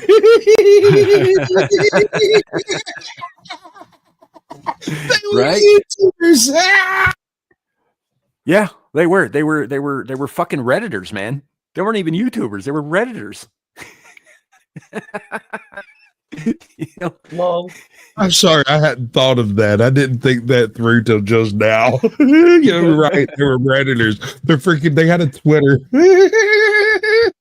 Right? And they were both playing a role. Each one of them took the other one's actual positions and argued for the opposite positions of what they actually, would have argued for, and ended up changing the course of politics. And eventually, of course, Peter becomes hegemonized and sole ruler of all of planet Earth, and by extension, their colonies. Yep. Which is one of those things humans don't really go for, the concept of a hegemon. But Peter, Valentine only went along with it because she was like, well, he's got a point. And also, if I don't want this to happen, I have to kill him. Because he's going to do it anyway. And she couldn't do that. Yeah. It was sort of the dragon versus the spirits you don't. You trust the snake to be a snake, but you don't know what these other assholes might be, because you got to remember, you've got Bean, you've got Eli. If Peter had stepped down, Bean might have stepped up.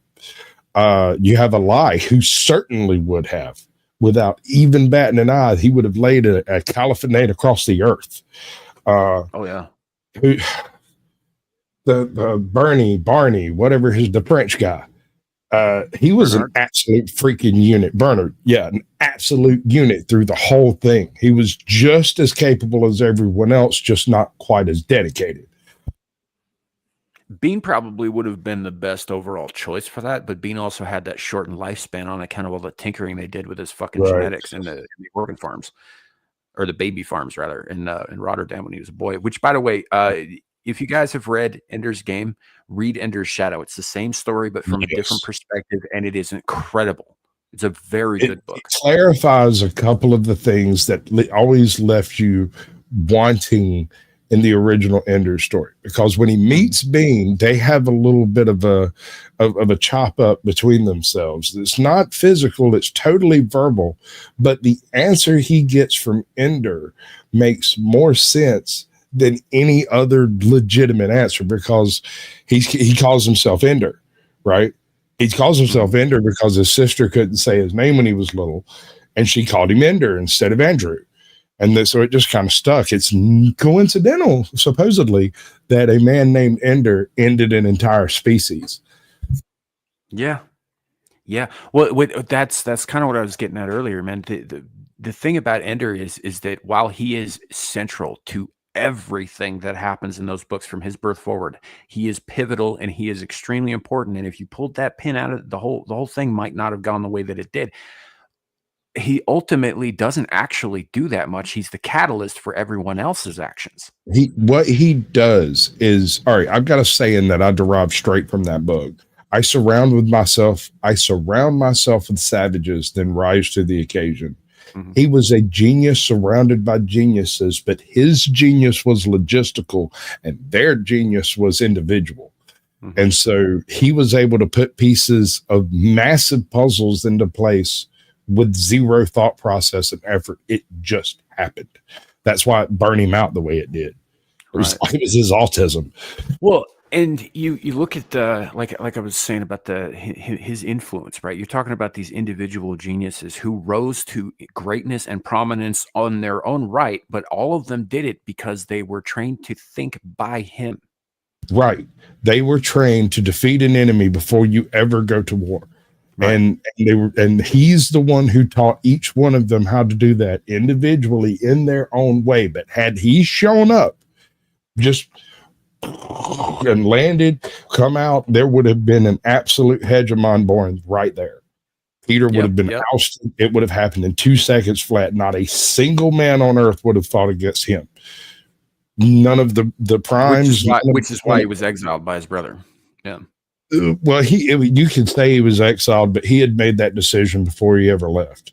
He had, but Peter had also made that decision before he had come back. So he really made the decision is my question. I mean, no, I've had this argument with my brother. I say that it wasn't Peter's place, and Peter couldn't have made that decision. Had Ender looked at the guy on the ship and went, let's go back to Earth, what do you reckon would have happened? I don't think that Peter would have allowed his ship to touch down. I hear you, but how do you stop him when all 5 of the major planet powers on Earth are commanded by previous battle school graduates and their subordinates who all essentially worship Ender in a hero complex? That's why you set it up politically like Peter did. And I understand, like Ender would have complicated things had he tried to come home. He made the decision not to on his own. You're absolutely right about that. But Peter, you got to remember, Peter is every bit as intelligent as Ender is. But he overcommits. Yeah. At every turn that Ender does not, whereas Valentine doesn't quite commit at any turn. Yeah. Yeah, Valentine would have trounced him, dude. It would have been an absolute bloodbath. Valentine is the Hannibal of the Ender clan. She's like, almost, but not quite. I'm going to go home now. Actually, he's not wrong. Valentine manipulated Ender into doing all of the stupid shit that happened the whole way through. She did, but she did it at Peter's behest. She and also with her own genius understanding as little as she had of the war footing they were on. She understood how to manipulate the individual. She knew Ender. Mm-hmm. Ender loved her. He would do anything for her. In fact, whenever he came across the final queen's egg, the mental image that used through the game was Valentine. The analogy that the queen was using was that I am like your sister. We are not the same, but we are united. I am not like Peter. I do not wish to kill you. Right. I am like Valentine. You get right down to it. Peter really wanted to kill everybody. He just didn't. I know you're not wrong. And he was such a mellow old fellow later. You know what I mean? Like, he was so chill later in life because if he did anything to rock the boat, they were just going to kill him. Mm-hmm. So he just kind of sailed through the last handful of years. Right. But by then, it was all a wash. He was the emperor. He was Palpatine at that point. Yeah. So, yeah. Oh, man. Wait. And this is, by the way, chat, what we're going off here. This is all just from the fucking first book, and then some of the two books after. Yeah, right. But I mean, the majority of this stuff is all in Ender's Game, right? All the dynamics between Peter and Valentine, between Peter and Ender, between Valentine and Ender, all and everything that shapes the future going forward in those books. All of it. You're talking about kids who were fucking between the ages of 6 and 11. Yes, doing all this shit. By the way. A 12-year-old won the war for the galaxy. And his quote for all mankind was, how about that? Right. It's kind of fitting. Got him. Hello, Mike. Welcome in. It's kind of fitting that your first time on Sasquatch's channel. This is also your first time at my show.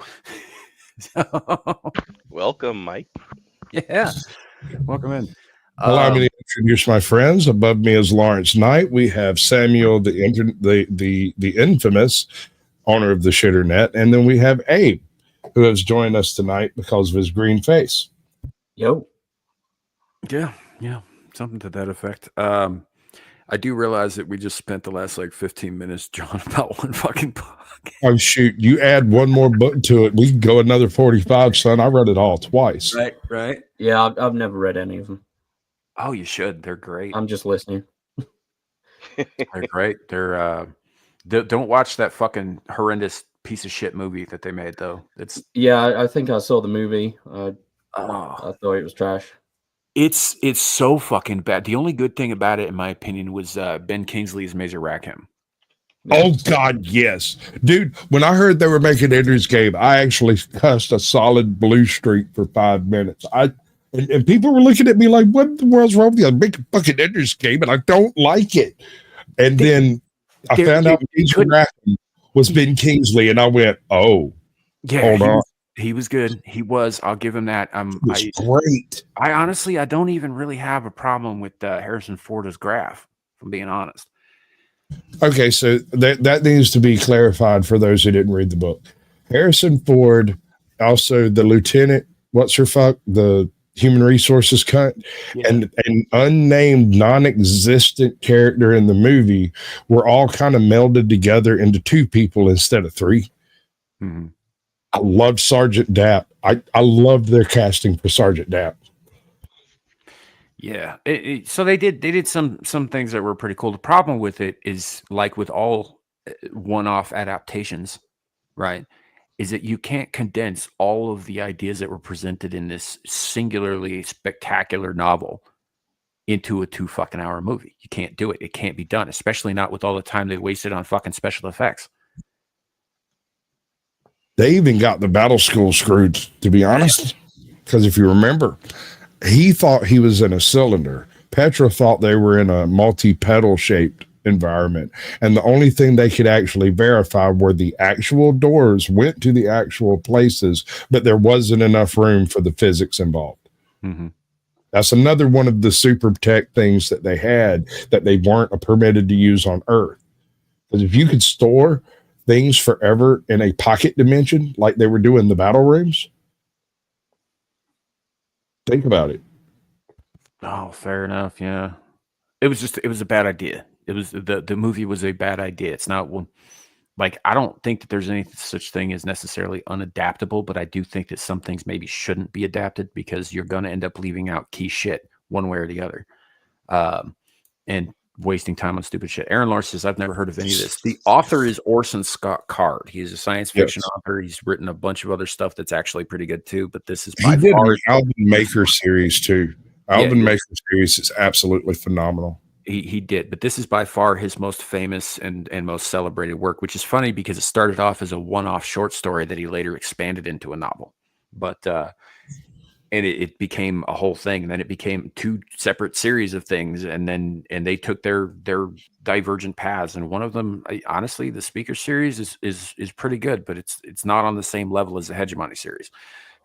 So, well, the Hegemon was written, as I understand it, in like one big, long, endless, non-chaptered, event-oriented thing. It wasn't dialogue. It was this happened, then that happened, then this happened, then that happened, right?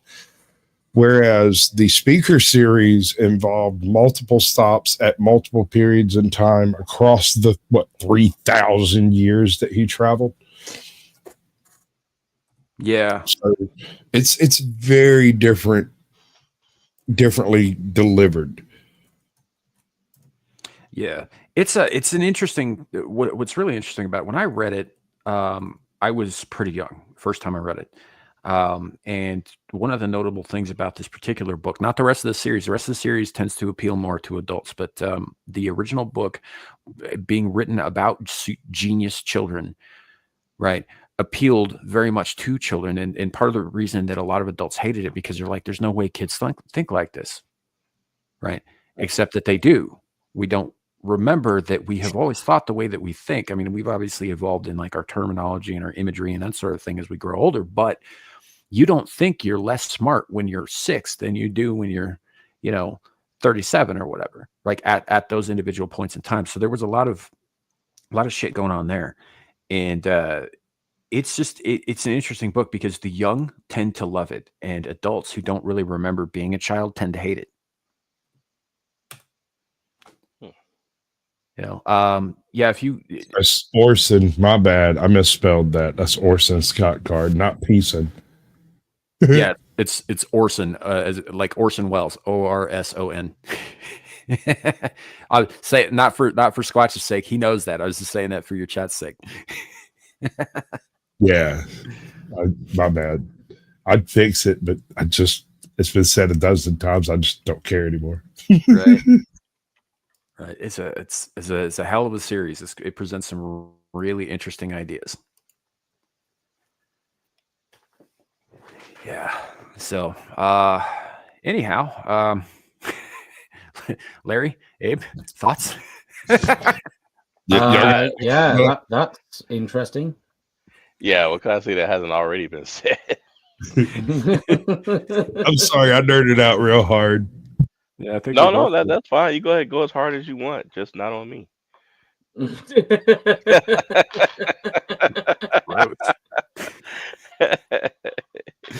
Right. Sasquatch has got the Abes too. Don't worry about it. Yeah. You're on a panel here with Jizzman from Space, Thick Dulu, and the Abes. The cock squatch. Way ahead of you there, bro. Lead into it hard. You're in questionable company here, Larry. Yeah. So there's one guy on here who's wearing a suit of armor at all times for good reason. That's all we're saying. It's my chastity belt. The night. It's my chastity suit. It better be, because I want to get the size 8 in each hand. By the way, just so you guys know, and I also wanted to plug this in last night. So this logo, I didn't draw. This logo was actually hand drawn for me by a YouTuber named Dreaming Tabitha. So she, that's very cool. Yeah, she does this as a profession also. Very nice lady. She's good friends with Nomi Without You. As you guys know, Nomi, our co-host on Friday, and I actually met her through Nomi. But I sent her. I said, hey, I'm looking for a logo for my Nice Lord channel, and she said, hey, what do you want? And this is what I got. She did exactly what I asked her to do. So, you guys, if you ever wanna want Tabitha to do something for you, just remember, Dreaming Tabitha. You can look her up on YouTube. All her information's in there, including links to her store. Just get email her and let her know what you want. She'll let you know what she can and can't do. You say she's on Grindr, huh? No, she's not on Grindr. That's a married woman, dude. At least I think she is. I don't know. I didn't ask, but no. But she's a good woman. From what I've seen, I don't know her too well, but yeah, she did good work. It looks great. Yeah. So yeah, good stuff. All right. Well, this has been a lot more fun than I was anticipating, given the shit that I had to say earlier at the beginning of the show. Well, I hope it's cheered you up somewhat.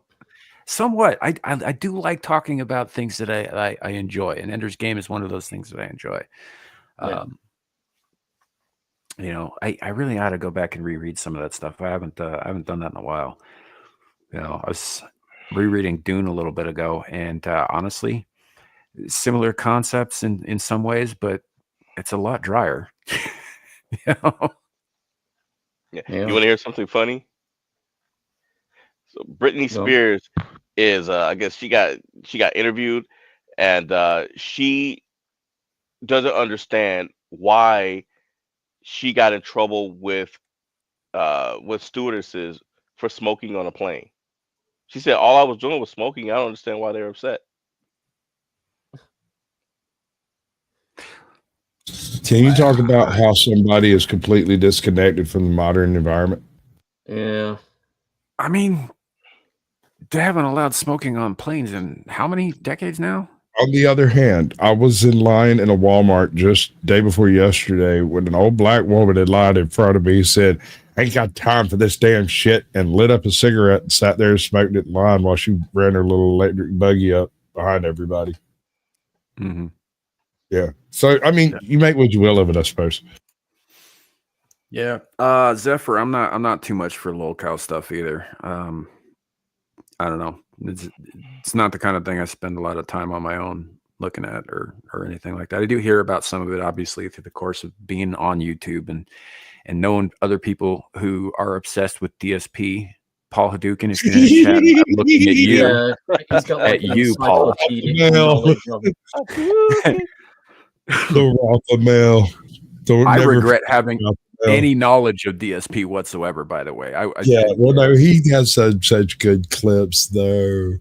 God, he has said, oh, was the camera still on? Shake it off like a bull in the rain, bro. Right?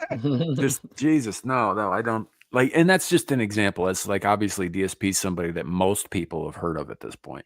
Whether or not you know anything about him is another story, but you've probably heard of Darkside Phil at some point. Yeah. Or like Chris Chan, for example. That's another one. I did a deep dive on Chris Chan not long after it got arrested back a while. And it just randomly happened, bro. Like I just mentioned it. And somebody was like, "Who's that?" I was like, "Oh, it's this person." The next thing I knew, I had like 30 people in chat asking questions, and was like, "No, there's a whole lore here. I'll back up and explain it." It took like 4 hours. That lore is not just lore. That is like deep internet lore, and it goes back. Like it is why I made the dumbass mistake of watching all of It's a Gundam's videos on it. Yeah. Like I'm not doing that shit again, by the way. Yeah, you are. No, I'm not. I'm not. No.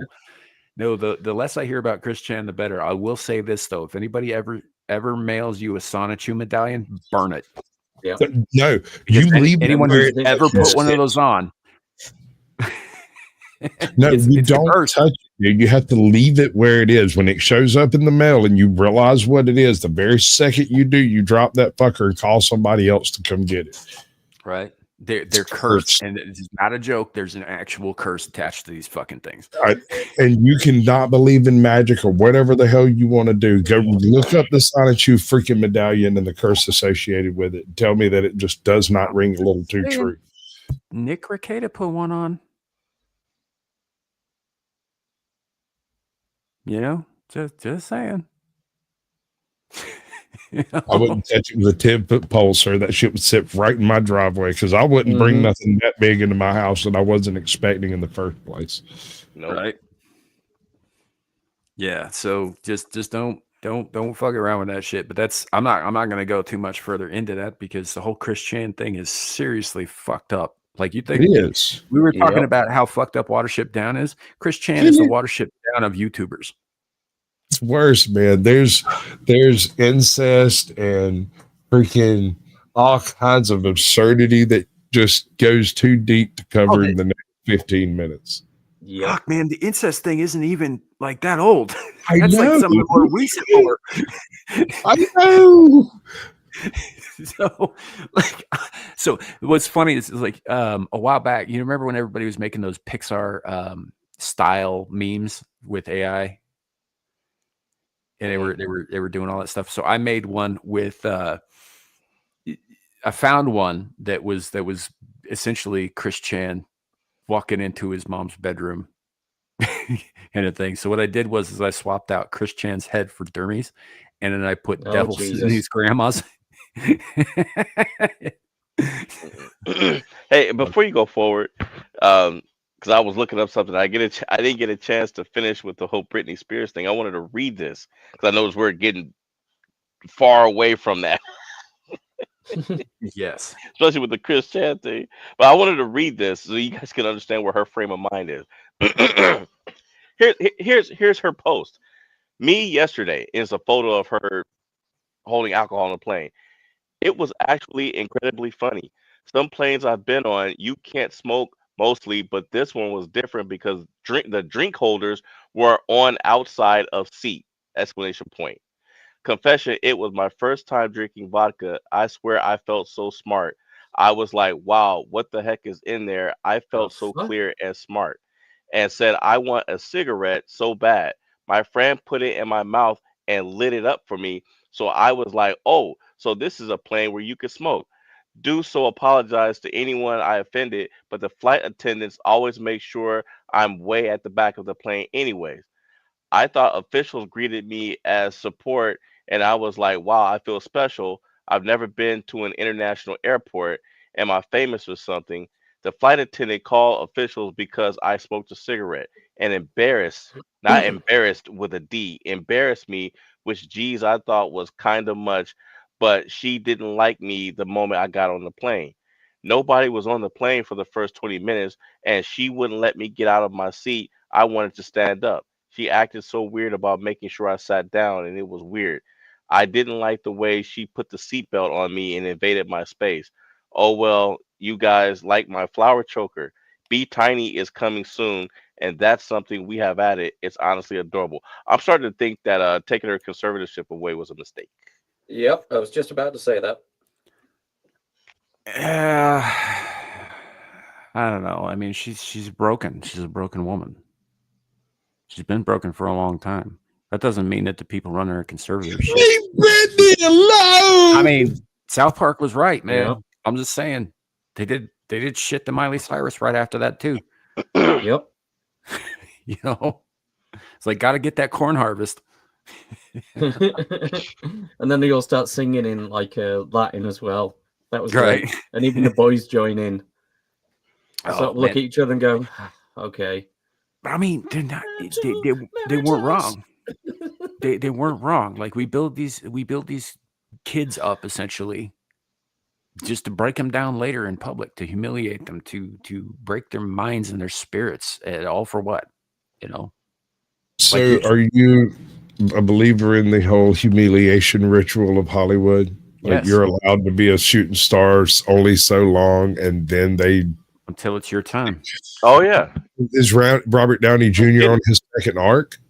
Yep. I guess. Yeah. Yeah. I mean, look at does that work? Diddy. I mean, you can only do so much before it catches up with you. But I mean, you could tell there's a pattern like clockwork. He's got people they get away with stuff for years, and then all of a sudden, what's the other House dude? The of director? Cards.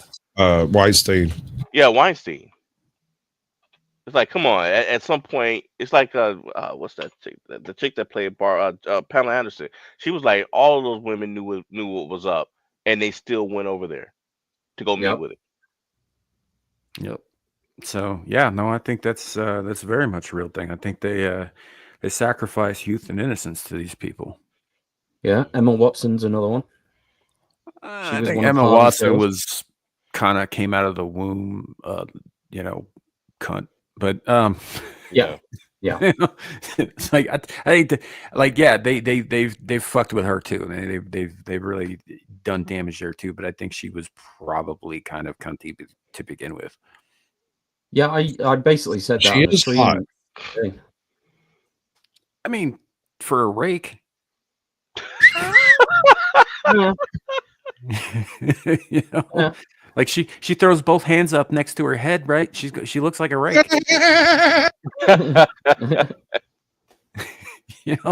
Like I could fucking brush my fucking lawn with that woman. Yeah. I do admit that she does need a sandwich. That is true. Yeah. Right. Speak of the devil, Paul Hadouken just mentioned you a little bit ago in relation to certain things. Mhm. How you doing? Go fuck yourself. Paul Hadouken, Lord of DSP. Greetings and go fuck yourself. Yeah. So, but yeah, no, I do think there's something to that, and I think that the actual people who benefit from this stuff we don't ever see. Right. Yeah, Yeah. no, you don't know who funds these movies, really. They're done through shell corporations and freaking, I mean, for all we know, it might have been the mafia that funded My Cousin Vinny.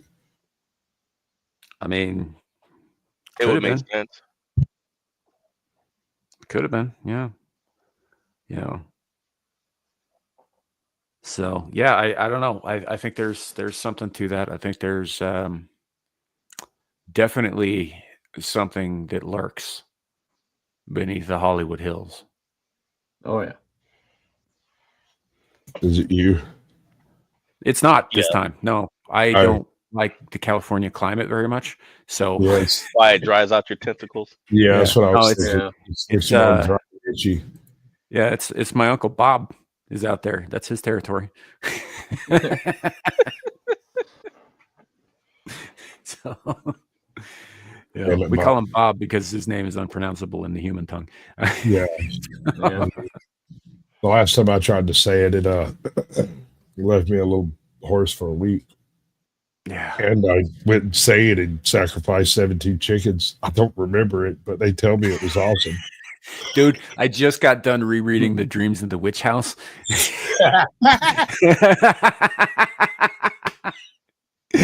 Where that same thing happens to the main character. He keeps having these weird dreams about like child sacrifice, and it turns out he was doing it with these eldritch entities the entire time. You know? He I'm just like thinks he's Steve dreaming. like Tornado. Yeah, shove nigger off. That's right. I said it. Yeah. They even put that in the second South Park game. They did, which was really funny that they were feeding all of the black people that they were erroneously arresting to her. Yep. Yeah, that was pretty funny. As a hungry eldritch god. I'm gonna go ahead and I'm gonna pop Squatch up here like that. He was dancing, he was grooving. We can all get behind him. No. Show us your moves, bro. Get down, get funky with it. Love, bro. Put that shit in my hand. Morris Day in the motherfucking time.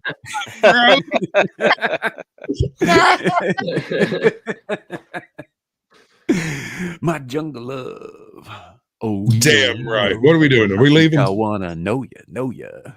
What am I supposed to be doing up here, dude? I was talking to my wife. No, we're officially forming a Jay and Silent Bob tribute group. Right. we yo. My jungle love. That's what y'all saw. Yeah, it was. Boys Day in the motherfucking time. Yeah. You never say an unkind thing about Morris Day, Jerome. That's a, you know what? I was just talking about that movie last night. I don't care what anybody says. I love Jay and Silent Bob Strike Back. It's a dumb movie. I don't care. It's fun. Is that the one where George Carlin was talking about the unwritten rules of the road? Yep. He's like, I'll take a shot in the mouth if it gets me a couple hundred miles in the right direction. Yeah. You know, or the bit where they try to go down on the nun played by Carrie Fisher. You know, it's like, well, yes, it's like, you live by the book. Well, you picked us up, didn't you? I gotta. Oh my god, I'm gonna have to watch that movie. It's been about 2-3 years now. Yeah, it's so. You know what's gonna happen, right? You know what happens. I think about watching that, but I end up watching Clerks, and then you got to watch Dogma. Yeah. Then, yeah, Silent Bob. Mallrats too. Oh, don't forget Mallrats. Oh my god! I probably lumped Chasing Amy in there too because you need a bit of Damn a right. downer after all that laughter. Yeah. So I don't know, but that's about where it ends though. Right after that, it's like maybe Clerks 2, but Clerks 2 is where the edge got worn off. Yeah, that was the Clerks 2 is where the golden age of Kevin Smith. Clerks 2 is where Kevin Smith turned the corner from being just a normal guy to being a political idiot. Yeah. He became a unit, a tool. Well, by that point, he was living up in the hills, wasn't he, with the rest of the Right. Hollywood Yes, type. Exactly. He had completely subsumed himself to Hollywood culture. He was in the neighborhood, but he wasn't one of the neighborhood. But yeah,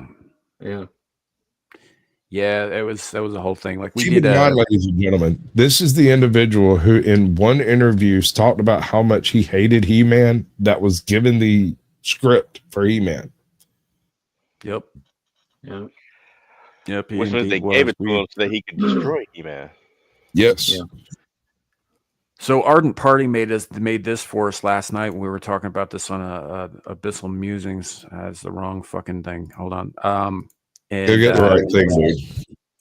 I compared Kevin Smith to, because I fully believe that after the Widowmaker, like Kevin Smith died on that table. I don't know who the fuck's walking around in his skin now, but it's not Kevin Smith. I believe you. I believe that. Yes. So Ardent Party put his face on Robin Wright's body for us from The Princess Bride. Yep. Which we do appreciate, man. It's great. This is the third time we've shown that meme, the third stream we've shown this meme on, and it's fucking great. Too. I love Art. He's good. He's good people. Yeah. I do appreciate that meme, brother. That is an excellent fucking meme. We got a friend of ours from Newfoundland, and if you've ever heard a Newfie speak, it's like some weird Irish / Southern gibberish. When you first hear it, it doesn't even sound like English. It's got to soak in on you a little bit before you start understanding it. And when I interviewed him for Sasquatch Shills, when he came in, I said, "I got a trick for you," and hit him with a Adiatbai. And he turned his head like that freaking RCA dog. He was like, he's like, yeah.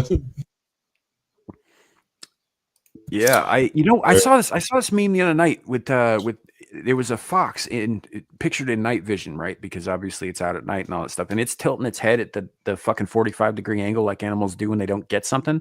Right. And it's like, and the meme caption was like, does it suddenly make more sense at 45 degrees?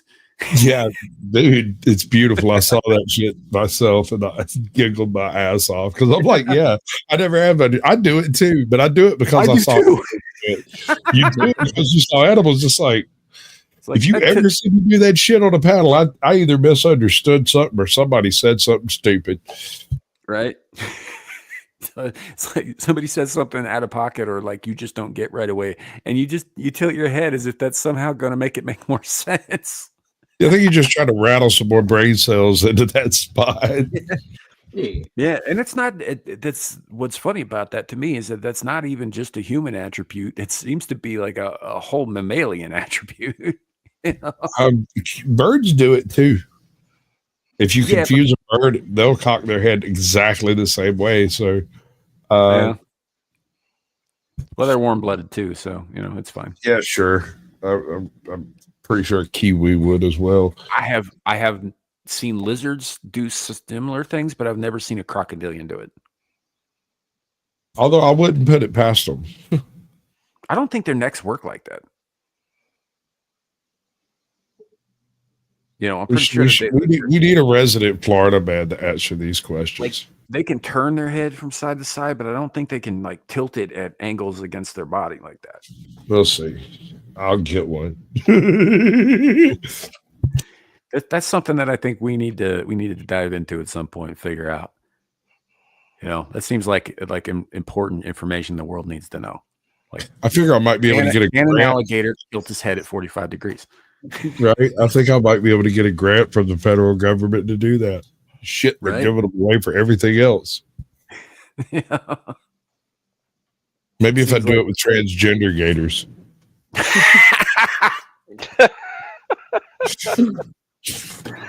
That's going to be the next monster movie. Transgator. Only if they on meth, brother. Well, if they're transgender, in my experience, all the transgenders are on meth. I'm not positive, but it does seem to fit the style. I'm curious too, Zillich. I think we are gonna at some point we'll probably look into that too. Like, and this is kind of in line with the new direction anyway. But yeah, and for those of you who are new to the show, right? Because I do see a few new faces, a few new names in the chat, and we do appreciate you being here. But this is the show where we talk about whatever the hell we feel like at any given moment. I bring my own voice just in case. Sometimes it gets weird. So just be aware of that. You know, we do get there's some philosophizing going on. There's some talk about spiritual stuff. There's occasionally, though, we're talking about shit like this, like you know, Yeah. do A rocks whole say lot ow of when you bollocks. kick them? Next week we might go off for an hour and a half on Grand Admiral Thrawn. So Right. you never know what it's going to be.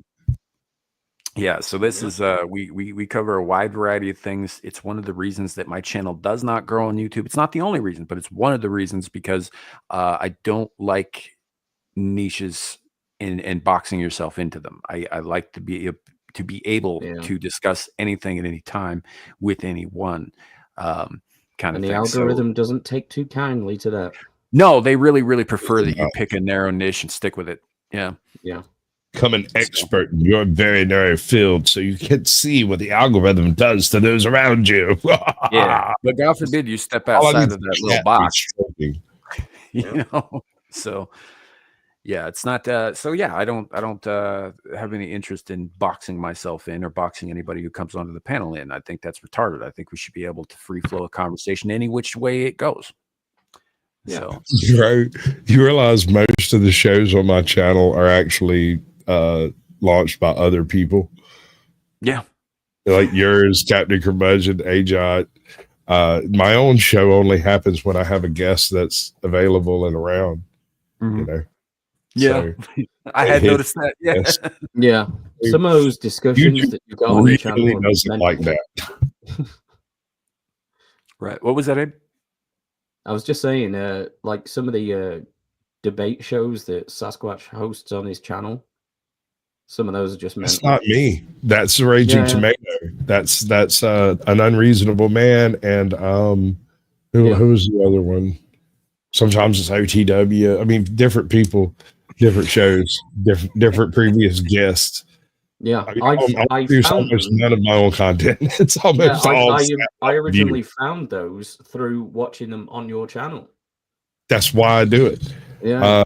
And like take the Raging Tomato in particular. She's kind of particular about who she lets restream, you know, because it's more beneficial for her to have, say, Andrew Wilson restream rather than having, say, me or Sam restream, right? So if Andrew Wilson shows up, you're the lowest number on the freaking totem pole, you're getting dropped. If you've only got 2 people in chat, you're dropping, right?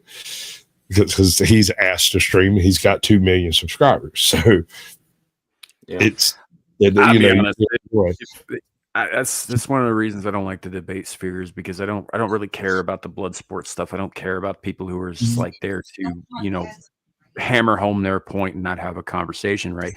If Andrew Wilson shows up on a fucking panel I'm on, I am leaving. Well, I'll tell you what happened. It's happened to me a few times and in a few different places. And the first time we ran into each other, I didn't know him from Adam's House Cat. I recognized his face, but I didn't know what his whole shtick was, right? And I made a joke, and he took it seriously. And I can't remember. I did one of those offhand statements, like "I bet your hell" at a breakfast table. No sense of humor. He has no sense of humor. Well, no, he does. It's just that he's very good at covering it, because I said some shit like we kind of fired off back and forth at each other real quick. And I was like, "I bet your hell" at breakfast conversation.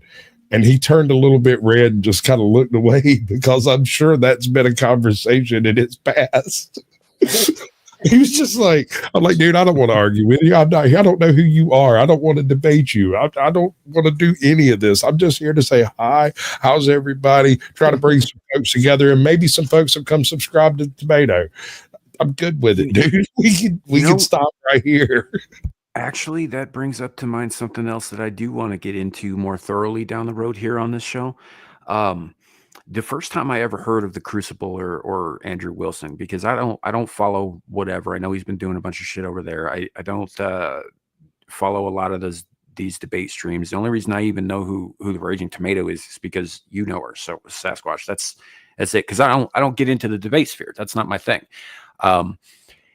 He was asked to come on to Lauren Chen's channel to have a conversation, and he turned it into a fucking debate.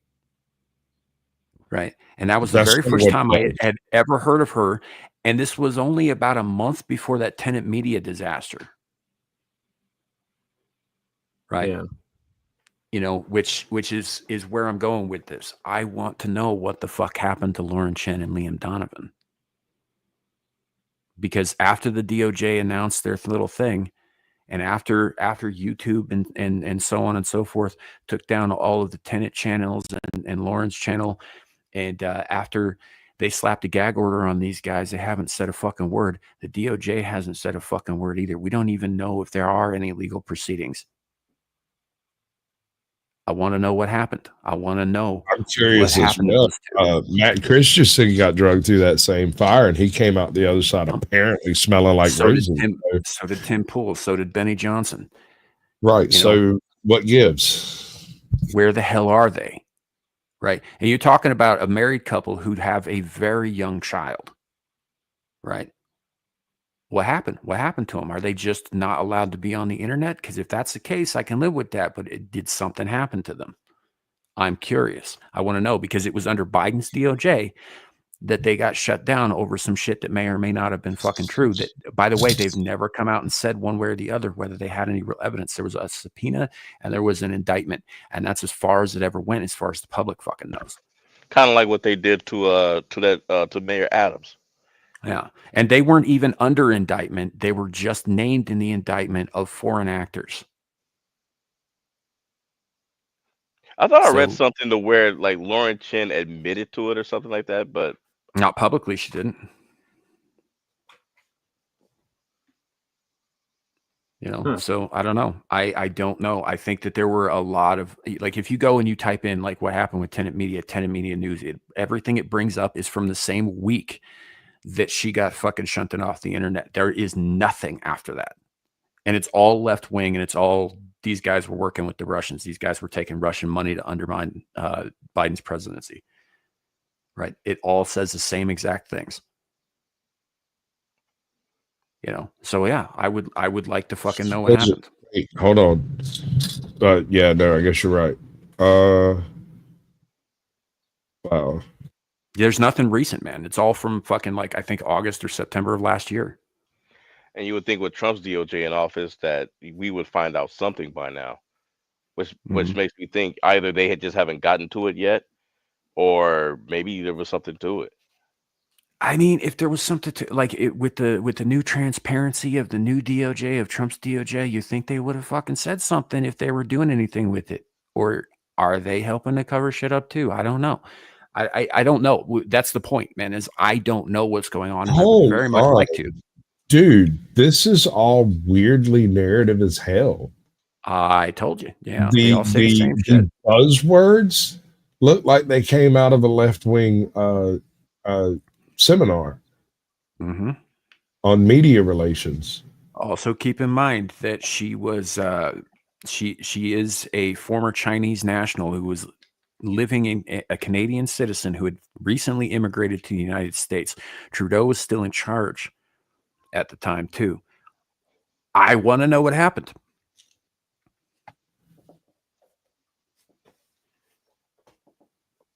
You know, there's nothing. I mean, the Wikipedia reads like a who's who of the supposed deplorables. You remember the deplorables bullshit? Yep. It's the same list of people. It looks like it was written out of a "We Don't Like Them" YouTube manual. Yes, it absolutely does. And I mean, all the Wikipedia stuff on it is very skewed. I'm sorry, I was reading this without my tinfoil hat on. Let me try this again. Right?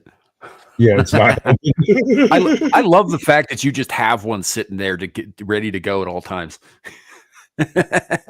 Yep. I mean, about right. Let me tell you, dude. You'll love this one. I was on a self-help guru's channel today, right? Mr. Jack Talcott himself, and we were talking about stuff and tossing around love and peace and ending all wars and holy cows, man, and the whole nine, right? And when we got in the middle of some discussion about something kind of conspiracy theory-ish, I reached over and put on my tinfoil hat and disagreed with everything he said until I remembered I had it on and took it off. And was like, oh yeah, no, you're right, Jack. Yeah. So I don't know. I think probably I'm going to look deeper into this on my own time and see if we can come up with some answers, or at the very least some speculations that aren't as wild as the ones that are running through my head currently. But yeah, I do. At some point, I want to get into what happened to Lauren Chen, which I kind of. Are you sure? I mean, it's starting to look like an unsolved mystery to me. I don't know. I'm just saying the CIA might not appreciate that. I mean, this looks like it was written by a CIA handbook. Yeah, I kind of don't care. Because there's darn dastardly Russians that did it all. And all of the people that we hate happen to be involved in it. Mm-hmm.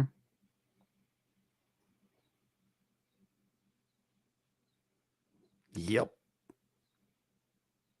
No, the whole thing stinks, man. It just there's something not right about it, about the situation. All right, I got a confession. Captain Curmudgeon actually submitted an application to Tenet Media back when it first kicked off at my request. Really? I mean, that was back before it was anything, really. And it was just another media outlet that was popping up. And I was like, shit, it's new. If I could send them a resume, dude, what the fuck? Worst that could happen. They just ignore you. And they did. But, you know. Yeah, they were really only looking for like real high profile kind of names and faces and all that stuff. Sure. I imagine they were real cheap. Things they didn't get. Right. Well, had things gone less catastrophically bad for them, I imagine they probably would have expanded later down the road. They were a new media company. You know, they'd only been up and running for like a year. And that's exactly why I suggested he send it in so he'd be on record as being willing to work with him. Yeah, and that's also why they would have gone with the big voices first. Because that gives them more exposure over the short term. Right. So yeah, no, that makes sense to me. But yeah, no, and here's the thing, like Tenet Media's account is still up on Twitter. The unsealed indictment said the founders of the unidentified company, widely reported to be Tenet Media, knew their funding came from the Russians. In other words, we don't know who did it, but somebody did it, and we know you know who did it. Yeah.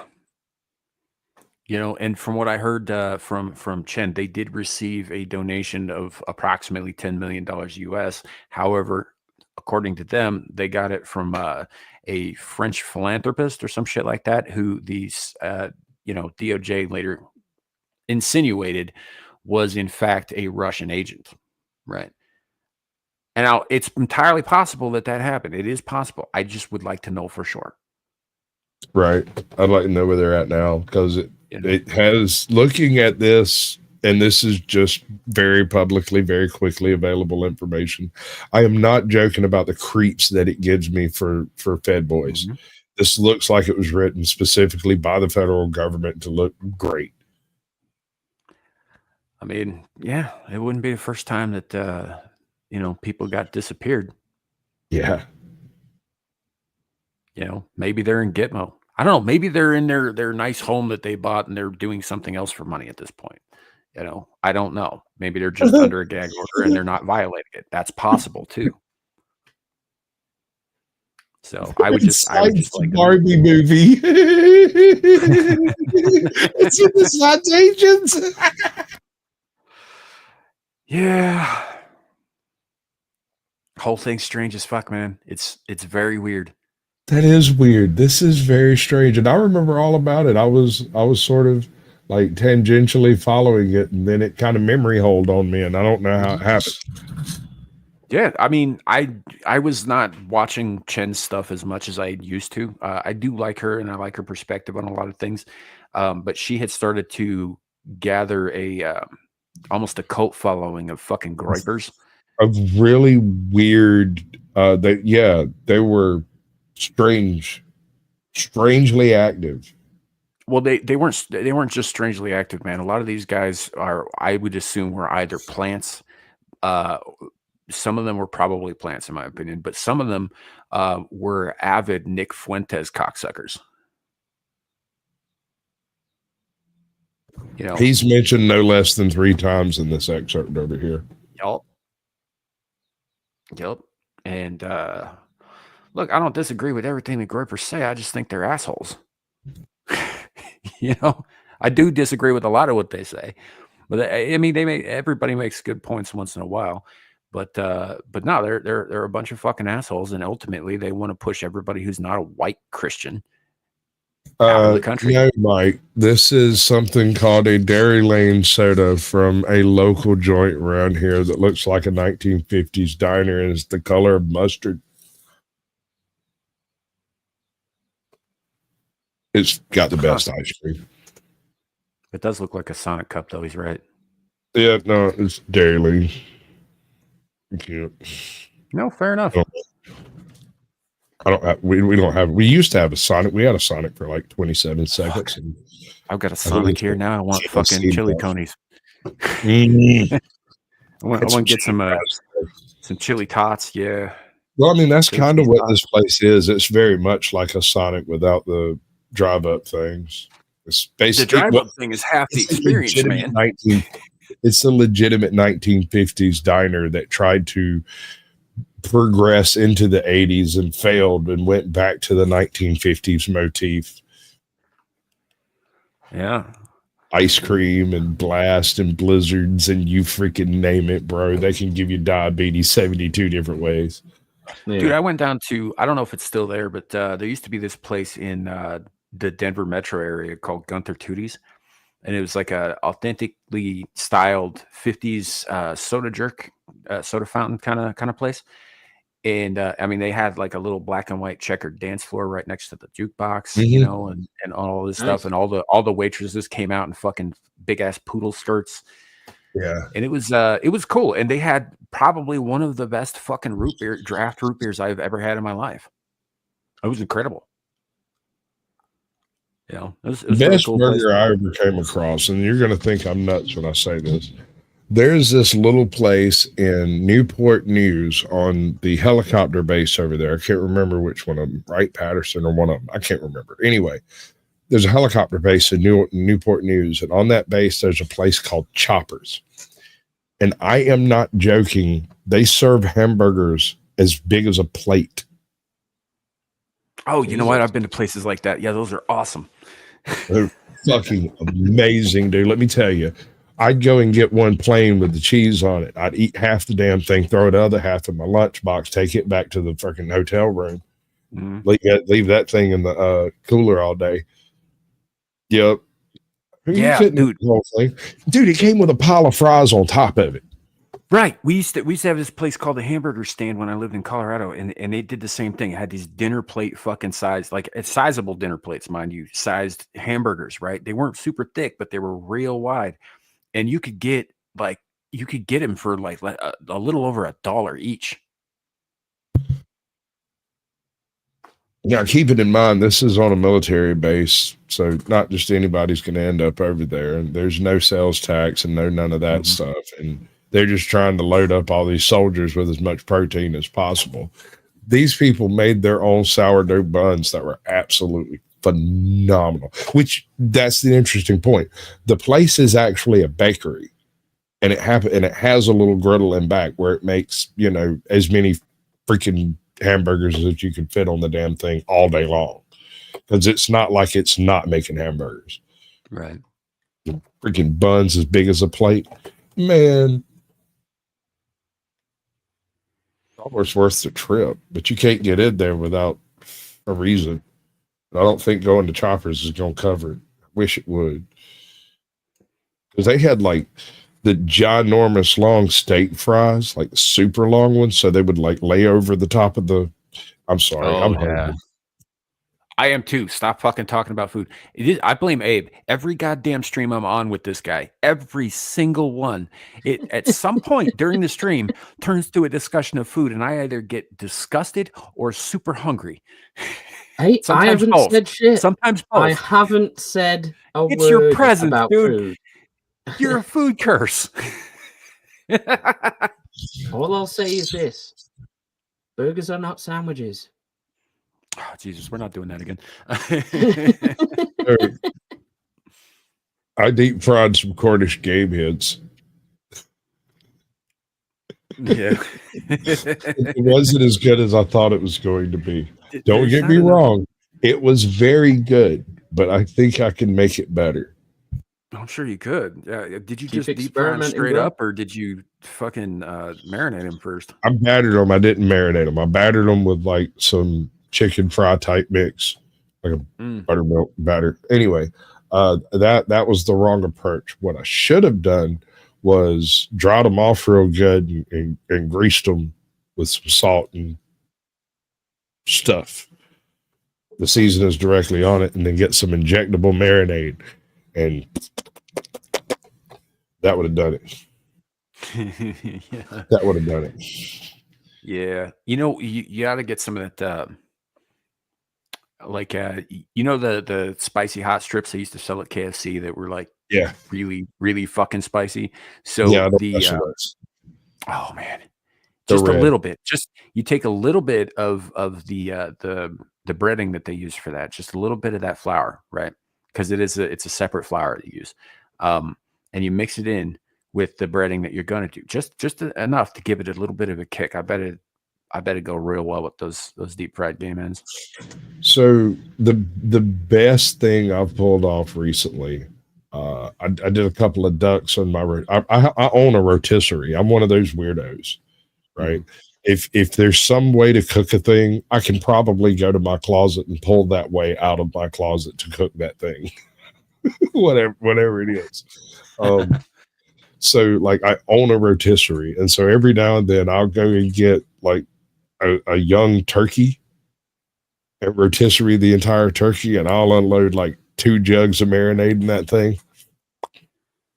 And when you do it that way, the skin picks up the seasoning can't escape the skin, but it can sometimes escape the meat. And so it ends up rolling inside the turkey skin until the turkey skin dries it out, and it becomes just the most delicious part of this whole thing. It's ridiculous, bro. Yeah, it is. You just reminded me of a conversation. You reminded me of a conversation that we had on this very show early last year. Truism Stormcrow, I think this was probably his first appearance on the show, right? He hasn't been on too often. He's a great dude. Definitely check out his channel too, because he has. You talking about when I told him that you could slow rotisserie at Crow? No. The bit where I told him that you got to be careful when you're deep frying a turkey because it's like a meth lab. It's very, very precisely calibrated, and if you fuck it up, you're gonna die. Yeah. Well, you're right. Yeah, you remember that shit? Because then I made a short out of it, and then you made a short out of my short. The messed up thing about that is like it's the same people making the method of frying the turkey. So like yeah, you got to be Walter White to get some shit like that right. I mean, you get that chemical balance wrong, and that whole garage is going to explode. I can give you a tip on frying a chicken like that, though, like a Cornish game hen or something. It'll float when it's done. The whole thing. It'll just bob like a cork, bro. Yeah. Nice. Yeah. I'm done talking about food. Now I got to go eat. So we're going to end the show here. I'm fucking starving now. Thanks, guys. So you're welcome. I think we done a pretty good one. Hope y'all in chat have enjoyed it. I'm definitely hungry now. So let's go around the horn, let people know where they can find you. And as a reminder to chat, if you are looking for any of these guys on my channel, all of their links are in the description below, as well as a number of other and fine on mine. folks. So definitely go check them out as well. And all that. So yeah, let's go. Abe, what do you got coming up? I think the next thing I'll be on is Team Play Tuesday. Tomby's actually in the States right now. So I'll probably be playing with Smooth the DJ and a few other people. Fair enough. Then the Hunt Day Chinwagon Wednesday. Then the pub on Saturday. Possibly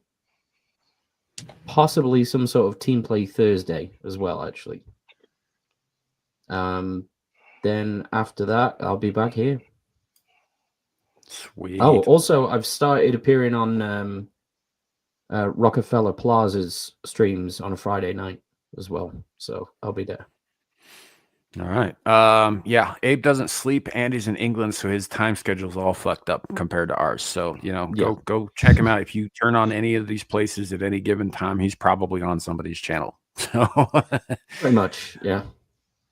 So if I'm not on the stream, I'll probably be in the chat. Right.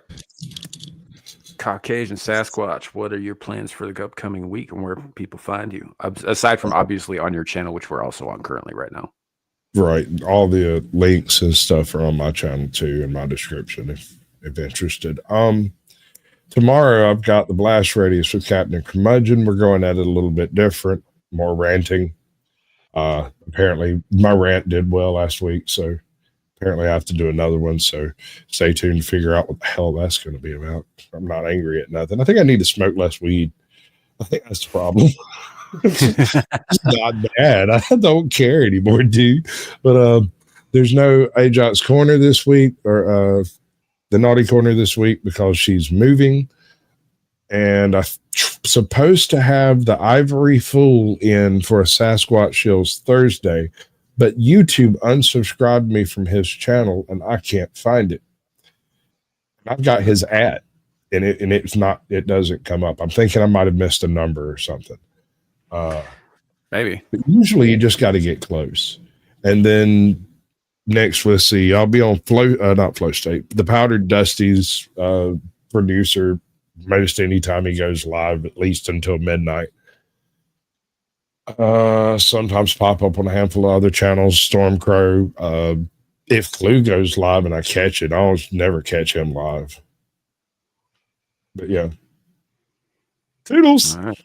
Fair enough. Yeah, fair enough. Send me money? What do you mean? Money him, money now. Also, if you want to support this channel, the Cash App link is also in the description. I didn't pin it in the chat today because, I got fucking lazy and weird and soliloquy-ish. Lawrence Knight, you got some new content for people to check out. Where are you going to be? What you got? Nothing until next week. It seems like these last 2 weeks, either I'm sick or this thing happened with my tooth breaking into shattering into pieces. So I'm trying to get everything back on track for release next week. There is no Exile Lioness 2 tonight. She says that she'll probably go into tomorrow. So other than that, whether she does or does not, we'll see. But if not, you guys can catch me on Abyssal Musings next week. And yeah, stay tuned. I will be putting some stuff out for my channel. It's overdue. Yep. And that channel is Knight's Lore. Knight's Lore. So yep. Definitely check that out. Does some pretty cool short story fiction related stuff over there. And, he's just getting started. So do go support him, sign up, subscribe, hit the notifications, all the things, watch the stuff. As for me, this is pretty much where you find me most of the time, right here on this channel, Samuel the Infamous. Every once in a while, I'll pop up on somebody else's stream. I was on the Powdered Dusty just 2 days ago, I think. I don't know, time's a little weird for me. But as part of a discussion, and I was only on for like an hour and some change, I think, but it was like a 6-hour stream. So a lot of stuff going on over there, and I ended up on that one on a whim. Actually went pretty well, but most of the time I got regular scheduled shit. So we got Abyssal Musings on Friday nights with Lawrence Knight, and Devil Made Me Do It, and occasionally Know Me Without You. And then over on Devil's channel, Beelzebub Hub, we've got Beelzebub Pub, which is more meme related, like random discussion show too. It gets a little gayer over there, but it is fun. Right here, Screaming Into the Void. We do this every lately it hasn't been every week, but the idea is weekly. We're fast coming up on our 150th episode. Should be interesting. We've been doing this shit for like 3 fucking years now, which kind of blows my mind a little bit. You can also find me and Lawrence both over on Exiled Lioness 2 when she goes live, when she does her thing. We're helping out over there. And lastly but not leastly, although he is a bit Jewish, Adam the Renaissance Nerd does a show called Mellow Mondays that I'm usually on Mondays on his channel. So otherwise, yeah, here, there, and everywhere. Thank you all for coming. Thanks everybody on the panel for being here and being awesome. And I hope you all enjoyed the show and have a great night. And remember, it could always be worse. It could be raining flaming cobras. Bye, everybody. Bye, folks.